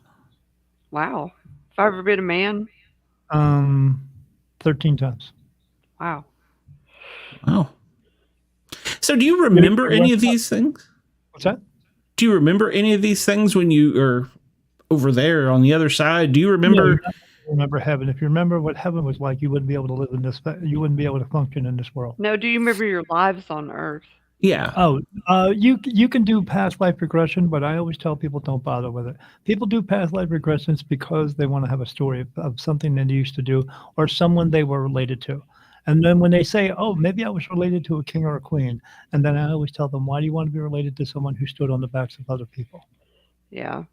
So, but what's important is not what you did 100 years ago. What's important is what you do now, so you can get that golden ticket. Because if your previous lives were so important, you wouldn't be here. You'd been home in heaven. True. You would have got it right. True. But you wouldn't have these memories as well. But you would have a whole heck of a lot of memories. But when you get home now, this time, you will still be conscious of being who you are right now. You won't forget any of it. You'll just get that and all the previous lifetime memories as well. So you're going to realize that you're a lot more. You're going to see a lot of people that you know who you haven't seen in a long time from previous times you were here. And you're going to run into a bunch of other animals and stuff like that who have all been your pets. Oh, that's awesome. Yeah, they're all there just waiting for you. There's going to be some that are not there, and when you know that they're not there, you're going to know that they're still here as an earthbound spirit or in a body. That's all. Okay. But if they're earthbound spirit, the veil is right here. You're on one side, they're on the other side. They can see each other. Okay. But it's a matter of if they want to cross over or not, and it's not up to you. All right. And it's not God gives us all free will, but he gives us a choice. He knows that not everybody, they go through hard lives. When you've been here as many times as you've been here, or as you've been here, Glenn, you know that many of your lives have been hard, very hard and difficult, as we're experiencing right now. When you know that, he knows that, they know that. And again, they say, I don't want to go into that life because I might have to come back again. So maybe I don't want to. So they stay here as an earthbound spirit. I don't want them to stay here because, again, there are a shit ton of these negative energies walking around. Here, when you have a negative energy around you, you can just get up and walk away. You don't have to listen to them anymore. You can stop talking to them. Then they come back in your life. And why did they come back in your life? Because you allowed it to happen. That's all. But there, it's hard to get away from them. They're everywhere. And they're always constantly wanting you to stay there. So they're constantly being in your ear. Don't go into the light. Don't go into the light. That's a horrible place. You don't want to go there. Don't go in. They just want you to stay there so they can draw the energy off of you. Now, energy does flow through that place. I see it. It looks like little rivers of energy. And they walk up to it, and they do this. They walk up, and they cock their head back, and they close their eyes, and they collect it. And then they come out of it, and they're like, where's that? Then they go on about their way in the earthbound realm, and it's lower energy. You have to collect it. Whereas if you cross over into heaven, you're just automatically energy. That's why you see a white light, because it's light. It's white pure energy, and then you will remain full of energy all the time. for them to come here and talk to us or to say things to you now, because this firefighter's in a low energy place, he has to expend energy to say things to you. So that's why they don't have 10-hour conversations with us, because they have to expend so much energy. Now they got to go someplace else and find some and get some. They can't get it from me in my lake, because that's not what it's for. If they were in heaven, they could talk to you all night long, because they're of pure energy. It doesn't go away for them. So, but these other ones have to gain it. So yeah, they come out of it and they're like, whew, and then they walk around and do whatever they want, and then they know again they have to go do it again. When they will start feeling like what you feel here, being called nauseous. They feel that, and then they know they got to go collect some more. Again, if you died at 90 years old and you don't cross over, you stay there 90 years old forever. Wow. Yeah. But forever's coming to an end. Yeah, forever's coming to an end. I see all kinds of things. I see old things too, like dinosaurs and all that stuff. Really? Do you? That's awesome. Oh, not for them. Well, no, not for them. But I saw some things last night that, or they looked like two of them standing there. Looked like somewhat like a horse, but they were not horses. I don't know what they were. Huh. But then I guided them into the light, and that happens physically for me too. So they go through the light, and a big flash of light will go off in my room. So just weird creatures. I mean, just I can't describe. I couldn't describe them all because I don't know what they are. Huh. All right. Yeah. So I was in my bedroom, and the room lit up in light, and that thing was laying on my bed. It was like a basketball. It was covered in fur, like a cat, like orange fur, but it had two eyes. It had two blue eyes, no nose and no mouth, and it was looking around the room. And I looked down, and it looked at me, and it was looking at me, and I said hello, and it just looked at me and blinked his eyes, and then was there for like 5 minutes, and then gone. You think those things are like something people have thought up, or no, they actually exist? You know what? It exists, and you know what else? I just know God created it. Okay.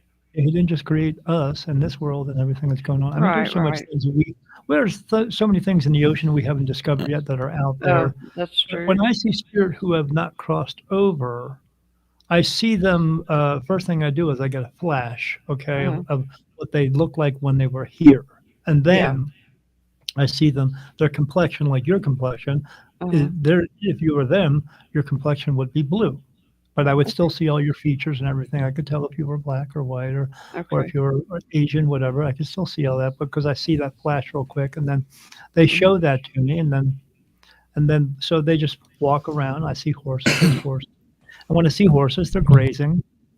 They're not. There's nothing to eat, but they're grazing because that's what they did when they were alive. So and you'll muscle memory.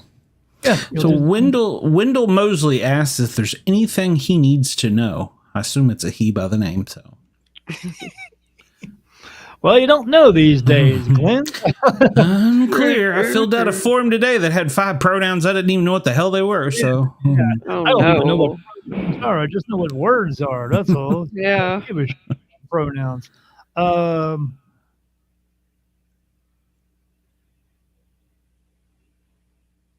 Is that what's going on? I'm just asking.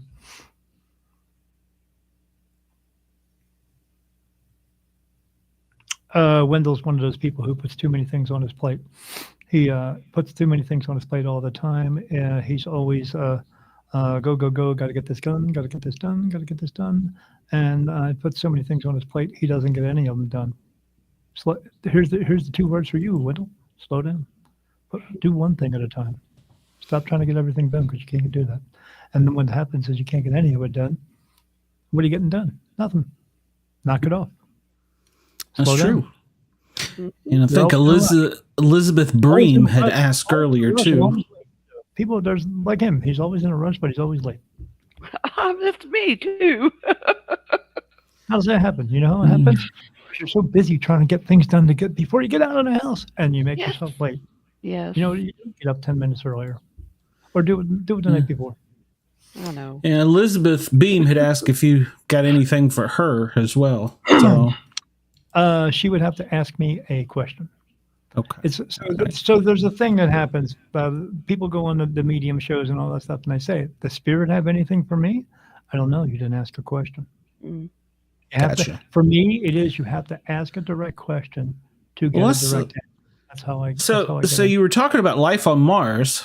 I assume we've been there before. Or something was there. Yes, humans were there. And then, so now the other question is Earth round? Is Earth flat? No. Okay. Well, I don't believe in flat Earth, but I love those flat earthers. They're so funny because where would the water go? They did have some good arguments, but there's other people that say that here within Earth, maybe inner Earth, that there's other things that we don't know about as humans. Correct. Why do you think no one's allowed? Why do you think no one's allowed to go to Antarctica? Oh. And that would bring me to lizard people. Do they exist? Or do they exist? Some of the archangels I see who are in spirit look like lizards. And like I said, the other ones look like praying mantises, and some of them look like owls. Some of them look like, some of them, they don't exactly look human, but they look humanoid. Now, I do have one archangel who's with me. Her name is Helen. She touches me on the back of my head. It feels like she's rubbing my head when she either comes in and just says hello with light touches, or if I'm thinking about something that's bothering me a little bit, she likes to do that. It calms me down, because I always like it when a woman rubs my head. It calms me down. So she's been doing that ever since that's why I like it when women do it, because she does it.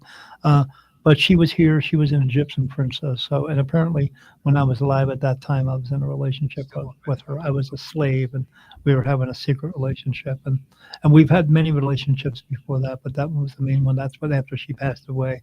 And after that one is when it takes a very long time to become an archangel or an angel, but per se, it's a larger commitment, because when you go to heaven, you can still have relations with people. There's no monogamy. Love is just love, and no one's jealous or anything like that. So you continue to do that. You become an angel, you have to give all that up, because you're just in service to help. That's all.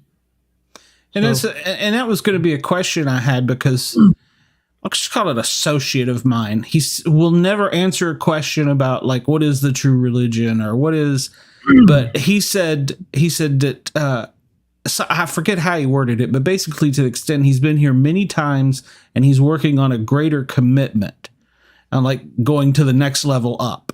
And I'm like, that's kind of weird. Well, no, he cannot leave right here and go right to angelhood, He's saying he's working towards that. That's his goal. That's what he wants. He has to do that when he's home. And then once he gets home, he has to work towards that. And that takes a very, very long time. But in time and sense for us, 2 or 3 days there, but it's not measured in days, because there's no night and day. They're not waiting around for 4:30 to happen, something like that. 2 or 3 days there is 20, 30 years here. So that's the measurement. It's just much slower there. Like children, when they die and they go back home to heaven, they will eventually grow up in heaven to be in that, being 30 years old, but in that state of feeling really good, and you're invincible, and you just feel wonderful in that age. It's when you turn 35 and they start sticking their finger up your ass, you don't feel so great. But you feel it takes that's a whole different commitment, and he doesn't know that commitment yet. He just thinks he does, but he doesn't know that commitment. Okay. I had to completely change my life to be who I am, to have this type of connection. I was in a not so nice motorcycle club before I was doing this. I had to get out of that. This was coming on, and I had to get out of it, and I did. I had a lot of drama in my life. I had, not that I was a horrible person, but I just had a lot of dramatic people around me, and I allowed that to be in my life. I had to get rid of those people. Some of them were family. I just exited my sister from my life almost a year ago. So I'm never going to talk to her again, because I had enough of it. So I had to turn my life completely around. But that's for this connection here. He does not understand that enough to go where he's going next. He will understand it a little bit more. But when you leave here and you become spirit, you don't become these all-knowing beings. You know a little bit more, and you are aware of who you are. But you are not privy to angel information. You're not privy to archangel information. Archangel they are the right hand of God. You're not privy to that. That takes a very long. Angels have been here way before religion. They have been there for gazillions of years. Way before Christ was born. Christ just came here as an example to let us know how we could take care of each other. That's why he came here, you know. But the Bible has a missing 15 years of his life. Why? Because those 15 years would prove to everyone else that he was the same, just like us, that we're all divine souls. So they don't want you to know that. They want you to just, he's the only one. No, we're all that way. But yeah, they've been here for forever. All those other worlds out there that have people on them, because they do. They've been around here since then, and they are because they're omnipotent beings. I have Jesus Christ touches me right here. I see him on a daily basis. Okay, Gabriel, Raphael, Uriel, Menadil, 46 of them. God touches me. It's only happened 5 times, and I've seen him 5 times. When I've seen him, he looks like the other 4 of the times he looked like the Greek god Zeus. You know, had long gray hair. He had crow's feet, kind of cool looking. The other time I saw him, completely genderless. Genderless, had 2 eyes, a nose, and a mouth. That was it. So would that lead you to be that there's more than one God? No. He's just everything. Okay. So as we are. But we cannot be if God is the, that is not his real name either. We just call him God because we use that term as an all-powerful being, just like back in the 70s. We used Led Zeppelin, the gods of rock and roll, because they were. Yeah, it's a title. Yeah, I get that. So who created him or her? Good question. God is neither he or she. I'm not ready to know that answer. Okay. I just know, I just know he is. And that's I always quote, because I'm a geek, the Transformers comic book movie. You know, when they look up at the robots and the guy says to the other guy there when they're about to go into a battle, he goes, "We know who created us. What created them?" You know, right. and so that is always my go-to question, because like you, I don't know that God is a male or a female. I mean, we always put a male pronoun on it, but he's just both. He's what is a pure energy of love, and love has no boundaries, neither just female or male. God just is. God, when you get there, you're not waiting for authority. When you get there, you just are. You just be. That's it. So above the rank of archangel, is there another rank above archangel? God. You have God, archangels, what archangels call lesser angels because they have lesser responsibility.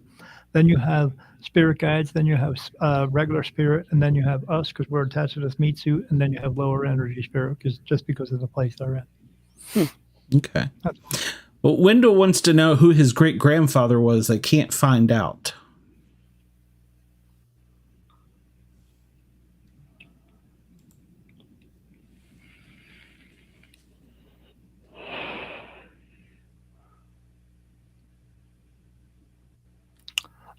Because the reason you can't find out is because he has actually no absolute relation to you.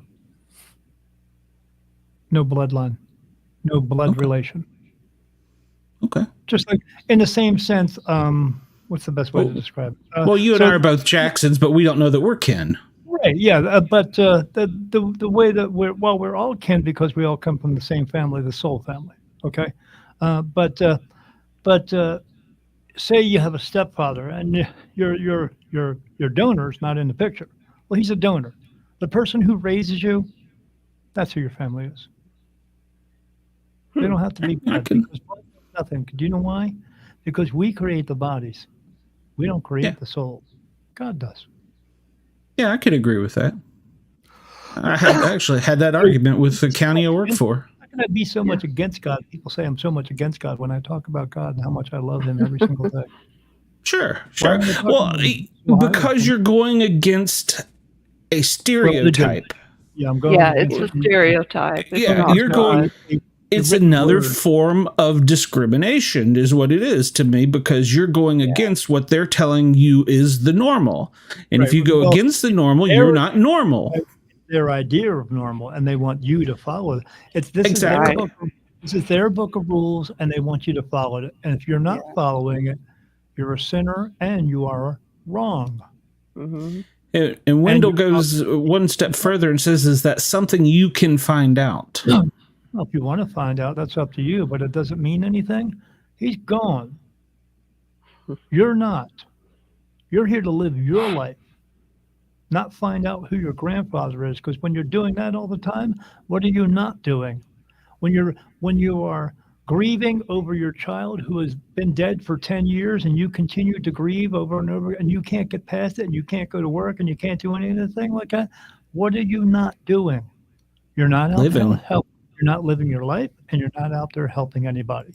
You're fixated on something that you can do absolutely nothing about. Get over it and move on. It's that simple. Okay. But people just don't. And that's one thing I always say, is a lot of people throw me under the bus. I'm an atheist, heathen, or whatever.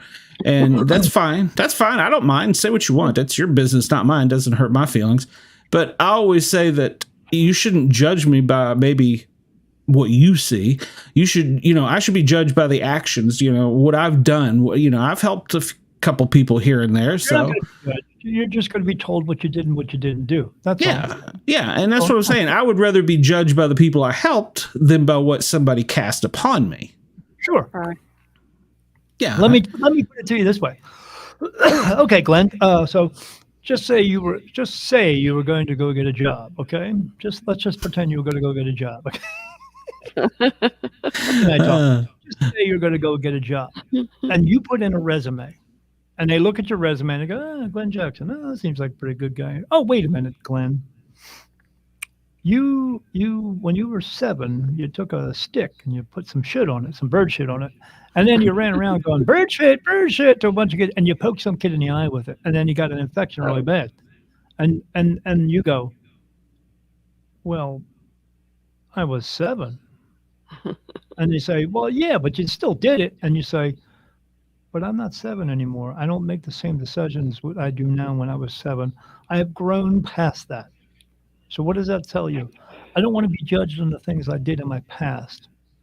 I want to be taken for who I am now. But that's what people do.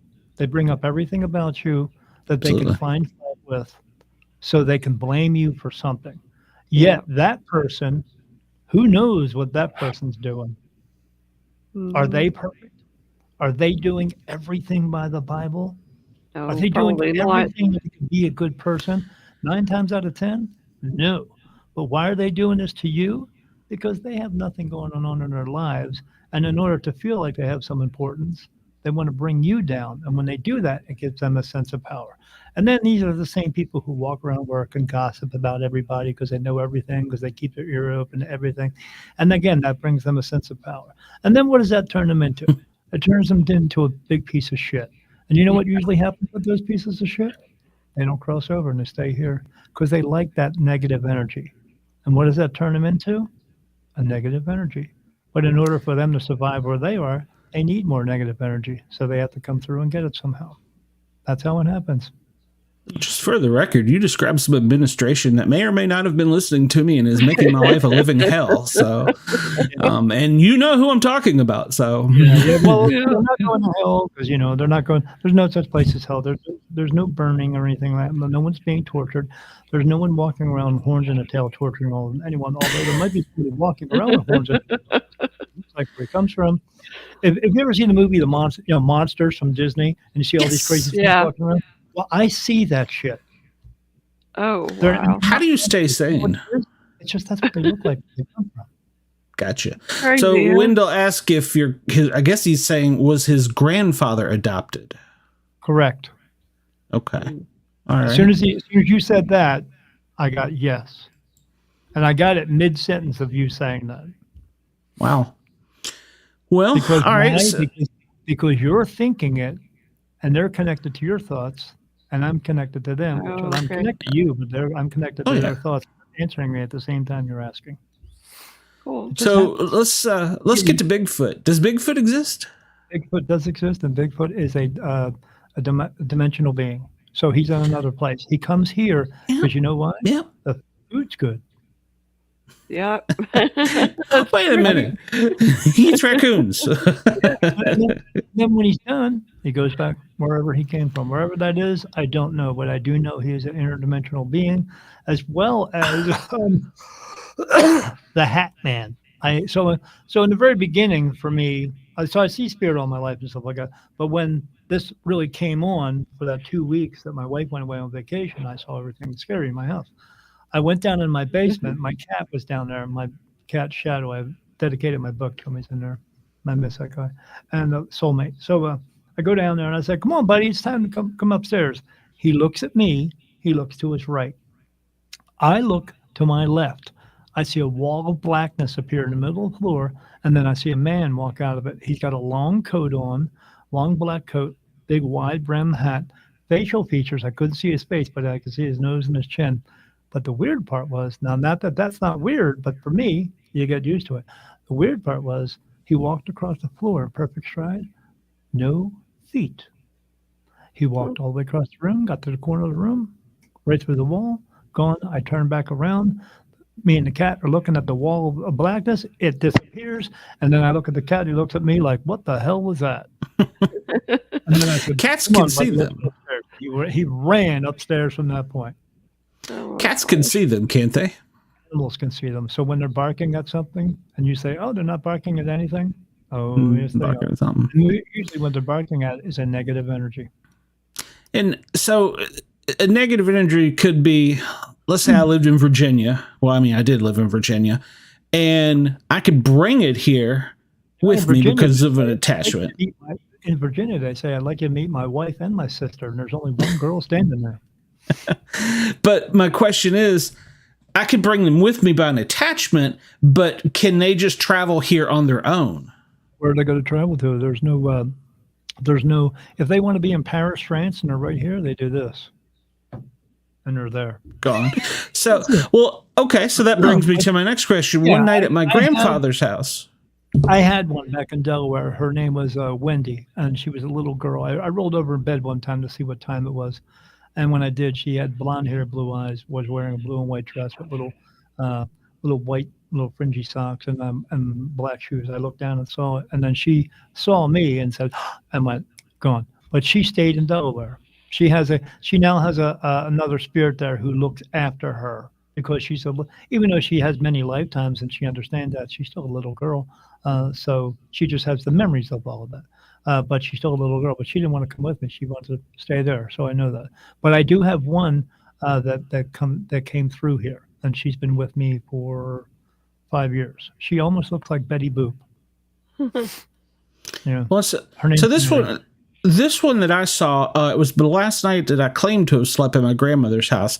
I say that because that's probably the way truth that I wanted to be. I don't know if it's true exactly, but I tried not to. It was an upstairs bedroom I was staying in. If you go out the bedroom door, immediately to your left is a set of stairs. Immediately in front of you is another bedroom, and there's a bathroom to your right. So when you go into the bathroom, you're taking a leak and you're looking out over the backyard. And there's an old medicine cabinet beside me, and I was home alone, and we were selling the house actually. And I thought it was raining or thunderstorming because I kept seeing flashes of light. And then I noticed as I'm taking my leak, it's not lightning outside, it's lightning inside. And when I looked in the mirror, there was a very large dark figure. He had on a cape and a fedora. Yes. Who the hell was that? Was he just passing through Virginia at that time, or? No. He comes through for a simple reason. So he's not in spirit. He's a living being from another dimension that is able to come through here. And the reason he comes through is because he likes to observe us who have these abilities. They go around children a lot because children can see things as well, and they're hoping to, in other words, they come around me because they're looking for the smoking gun. They want to know how I do it and why I do it, Why does spirit talk to me? Why does angels talk to me? Why does God come here and I've seen him, but he talks to me? Why does he do that? And why does he do it to me? And why does spirit come to talk to everybody else? Because in the dimension he comes from, they don't. So they're trying to figure out how it works. So well, I don't think I have any special powers. So your kid's brand new. What do you mean, my grandchild Wyatt? Yeah, brand new. But that's not a special power. Sure it is. He just came from heaven. That's a pretty good special power. He can still see spirits. That's a pretty good special power. Yeah. Yeah. Okay. All right. See, where he's at, because he comes here, interdimensional, they live a lot longer. So he can spend time. Okay, but Wyatt wasn't even thought of at that time. Even my daughters weren't when I saw that creature. Because you were experiencing that. You were seeing him coming in and out. Flashes of light going between the realms through the energy is going to cause a flash of light. Like my sister and I were sitting talking, and this is going to make sense to you. So my sister was talking in her house. It was a low lit room. And a flash of light went off around me in the room. And she was like, what the fuck was that? It's like lightning went off in here. And I said, no, it's someone jumping in. And she said, jumping in? I said, yeah, they're jumping in. And she said, oh, you mean crossing over? I said, yeah, they're crossing over. She said, they're crossing over through you. I said, yeah. And she said, how do you get used to that? And I said, you remember when we were kids and our mom and dad fed us green beans, and then 30 years later, we like green beans. Why? You just get used to it. So that flash of light happens around me a lot. People see it, but they just don't know what it is. And I don't always explain it to them because they're just walking past me and they go, what the hell was that? So, or I'm on camera and you see something go into my head and it disappears. It doesn't come out the back end because it just crossed over. It's going through my energy, going through the light to go home. Because not everything looks clear as a being. It may be a horse, but maybe a little ball of energy. So it just goes through. So, but that's what happened. He was crossing through the energy, and because of that, it caused that light to go off. Ooh. Happens. You'll see. You will both witness. Everyone will witness a spirit from the other side, especially from heaven coming through. You may be in a crowd of people. You see somebody in the crowd. You just happen to zone in on. They look at you and smile, and you look back at them and smile, and then you turn back, and then you turn back again, and they're gone. You just saw somebody who came from heaven to visit, and then they left. You see them all the time. Well, when I saw this thing, it scared the hell out of me, but the thing was, I didn't get this feeling like I was in any intense peril. But I don't know. You saw something that you're not used to seeing that you're like, how the hell? It scared me, but I didn't feel like I've been in situations with Bigfoot where I've been like, yeah, it's about to get really hairy, no pun intended. So before you pulled up your pants, did you wipe your vagina? No, I didn't. So, but yeah, I didn't get that feeling then. One last question, and we're going to have to really probably wrap it up because Dina's even falling out. You'll have outlasted all of my hosts. So I'm so sorry. That's okay. So you will see orbs. I have just something pops out. Well, nothing. So, loose clothing. Oh I'm not bailing up here. I'm good. Yeah, they're pretty small anyhow. So, but you know what? I have man boobs, but they're not lady boobs. More than a mouthful's a waste. But I'm drunk. Oh, hey. So he's got to be a Jackson thing. So if I have intracranial hypertension, and also that causes pressure on my optic nerve. And a lot of times I will see things that make me question if I literally saw them or not, because I'll see like flashes of light. I'll see things, balls of light. I'll see orbs. Yeah, you're seeing stuff. You are. We all have a bit of it. We do. But because we live in this world who says, don't believe in it. And we live in this world who says, believe in everything else and believe in this, believe in that, but don't pay attention to this and that, or what you're saying, that's voodoo, or that's hoodoo, or that's woo-woo, and all that stuff. But you still have it. But as I always tell people, with this, what I have, you either have it completely, you either have it or you don't.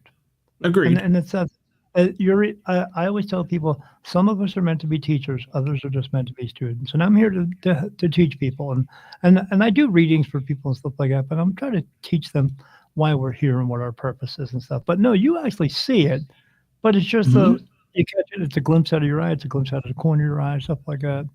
Last night I saw something standing next to me, and I saw both of their eyes going opening and closing. Well, a lot of times I'll just see it was, and I figured out real quick who it was. I'll see a ball of light, or I'll see a blink of light. Is there any? Because you mentioned earlier the color red. Is there any specific? The color red, you better start thinking about kitty cats and puppy dogs, because if you see the color red, that's negativity. Well, I have seen little tiny red orbs before, but a lot of times I'll see really bright, white hot flashes of, not even flashes, streaks. Yeah. And so I don't know if it's my eyes because I do have the disease, or if it's actually something right in front of me. I go to the eye doctor every 3 months, and he puts a needle in my eye. They put medicine in my eye. They stick a needle right in my eye. So I never say cross my heart, hope to die ever again. Just stick a needle in your eye, because I get it every 3 months. I get that. But I have macular degeneration. So, yeah, I have it too. But the doctor always says to me, do you ever see flashes of light? And I say, well, I do, but not like you think I do. But I see that. And he said, why? And I said, because I'm a medium. I see dead people. I see spirit all the time. I'll never not see them. And he said, okay, and he never talked about it again.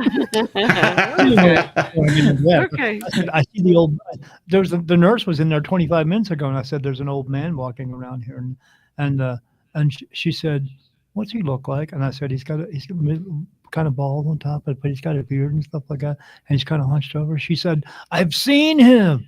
Why is he here?" I said, "He just likes this place. That's all. He likes the energy of the people here." But yeah, he didn't want to talk about that. But yeah, that's what you're seeing. But no one wants you to know that's what you're seeing, because if you did, then you would ask more questions, and then eventually you would get the answers, and the answers would be that you have more power and control than everyone else tells you. And that leads me to, I know there was a reason I ended up in Tennessee. I knew there was a reason I ended up at the fire department where I was. I have not figured out why I'm at where I'm at now, unless it was for me to do something to meet all these people, hear different things, and get out and learn, which in Georgia I have opened up, and I have exposed myself to so many different things and learned more things. Correct. So, and if it hadn't been for the dog attack, I would have never met you. Correct. So before I met my wife, I worked at a freezer plant doing someone else's job that day. We just had a meeting about safety, about the pallets, and it was boxes of frozen chicken, 2 boxes on top of each other. They didn't wrap plastic around these things. They had one little thing of tape at the top of it. So these things would fall apart all the time. And they said in the meeting, if they start to fall apart, just put it down. Well, I was doing someone else's job. This guy came up, picked up 2 pallets of frozen chicken, and he saw they were wobbling, but he dropped it down too fast, and they collapsed and fell on top of me. Now, the only thing I remember is someone yelling, "Look out!" That's it. And then I woke up, and they're putting me on a backboard and taking me to a really bumpy ride over to the hospital. And it fucked up my back, and I had 2 back surgeries, and I have 4 screws and bone fusion in my lower back.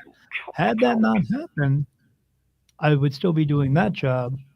Yeah. And I would not have met my wife, because I had to take a day job now, sitting behind a desk, and I worked in prison. And so I was home. When I was doing the other job, I was working between 60 and 70 hours a week, so I wouldn't be able to meet her. And I met her because we're meant to be together, because she takes very good care of me. Because when I do these readings and stuff and I go places, I sit down on a chair and wait for people to sit in front of me. She takes care of everything else. When we do the podcast, she does all the editing, producing, all that stuff. I interview people. I could not do what I do as a medium without her. I could not do what I do in my life without her. And in order for me to be with her, that had to happen. Did it hurt? Yes. Did I go through 4 years of therapy? Did I have to relearn how to walk? Yes. I walked with a cane for 2 years? Yes. But would I trade it for what I have now? No. Because Well, I'm still trying to figure out what I'm doing. So, well, everything that happened to you happened for a reason. It got you to where you needed to be in your life right now. absolutely. Now you could have said no to working in the fire station. You could have made a decision to not be on the EMS.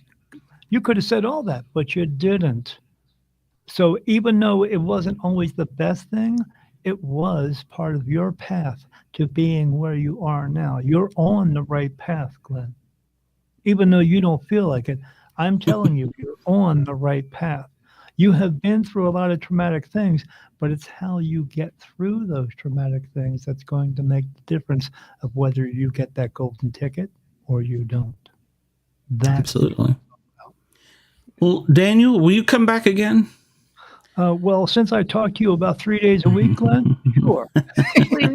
Please do, because I love Him and I talk. He'll say, "Hey, man, I got this for you," and then I'll say, "Hey, what's going on, Glenn?" And the next thing you know, I got to go to bed, Glenn. It's 12 o'clock at night, and we started talking at 8 o'clock. So, Yeah, we do. So, and I appreciate that. In case I haven't told you that. do I ever mind? Do I ever say, "Oh man, fuck you, Glenn"? And all that? No. Well, just It doesn't once. have anything to do with me having to be on this show tonight. Was I just trying to butter you up to get on here? No. Did I still come in and listen to the show because I think Shelton's funny as fuck? So no, it has to do with I made the connections, but I did something more. I got you. I made a friend. Yeah, exactly. I'm proud to call you my friend. Yeah. And So- you successfully put all my hosts to sleep, so I love it. Hey, don't I've never put that had Bobby for fall you out. because I go to sleep all the time. Yeah. Who doesn't like a Well- good nap? I love a good Well, nap. I have.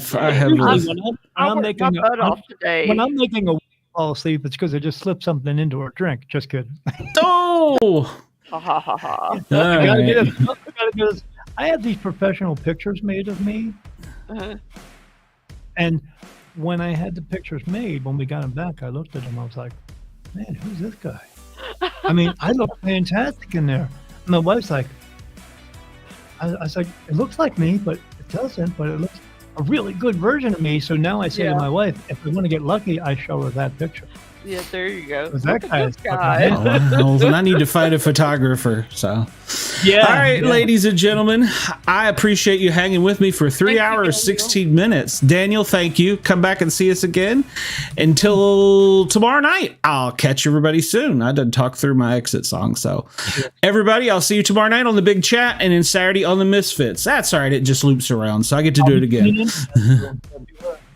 You'll be there for the Misfits. I know you will. yeah, You always like to harass. You got to harass the mannequin. Who doesn't? Like I said, if it comes through and it sounds funny and it just says Facebook user, and I'm saying, "Oh, Shelton, it's me." There you go. All right, everybody. Thank you. I appreciate it. Good night. We'll talk to you soon. All right. Bye. Bye.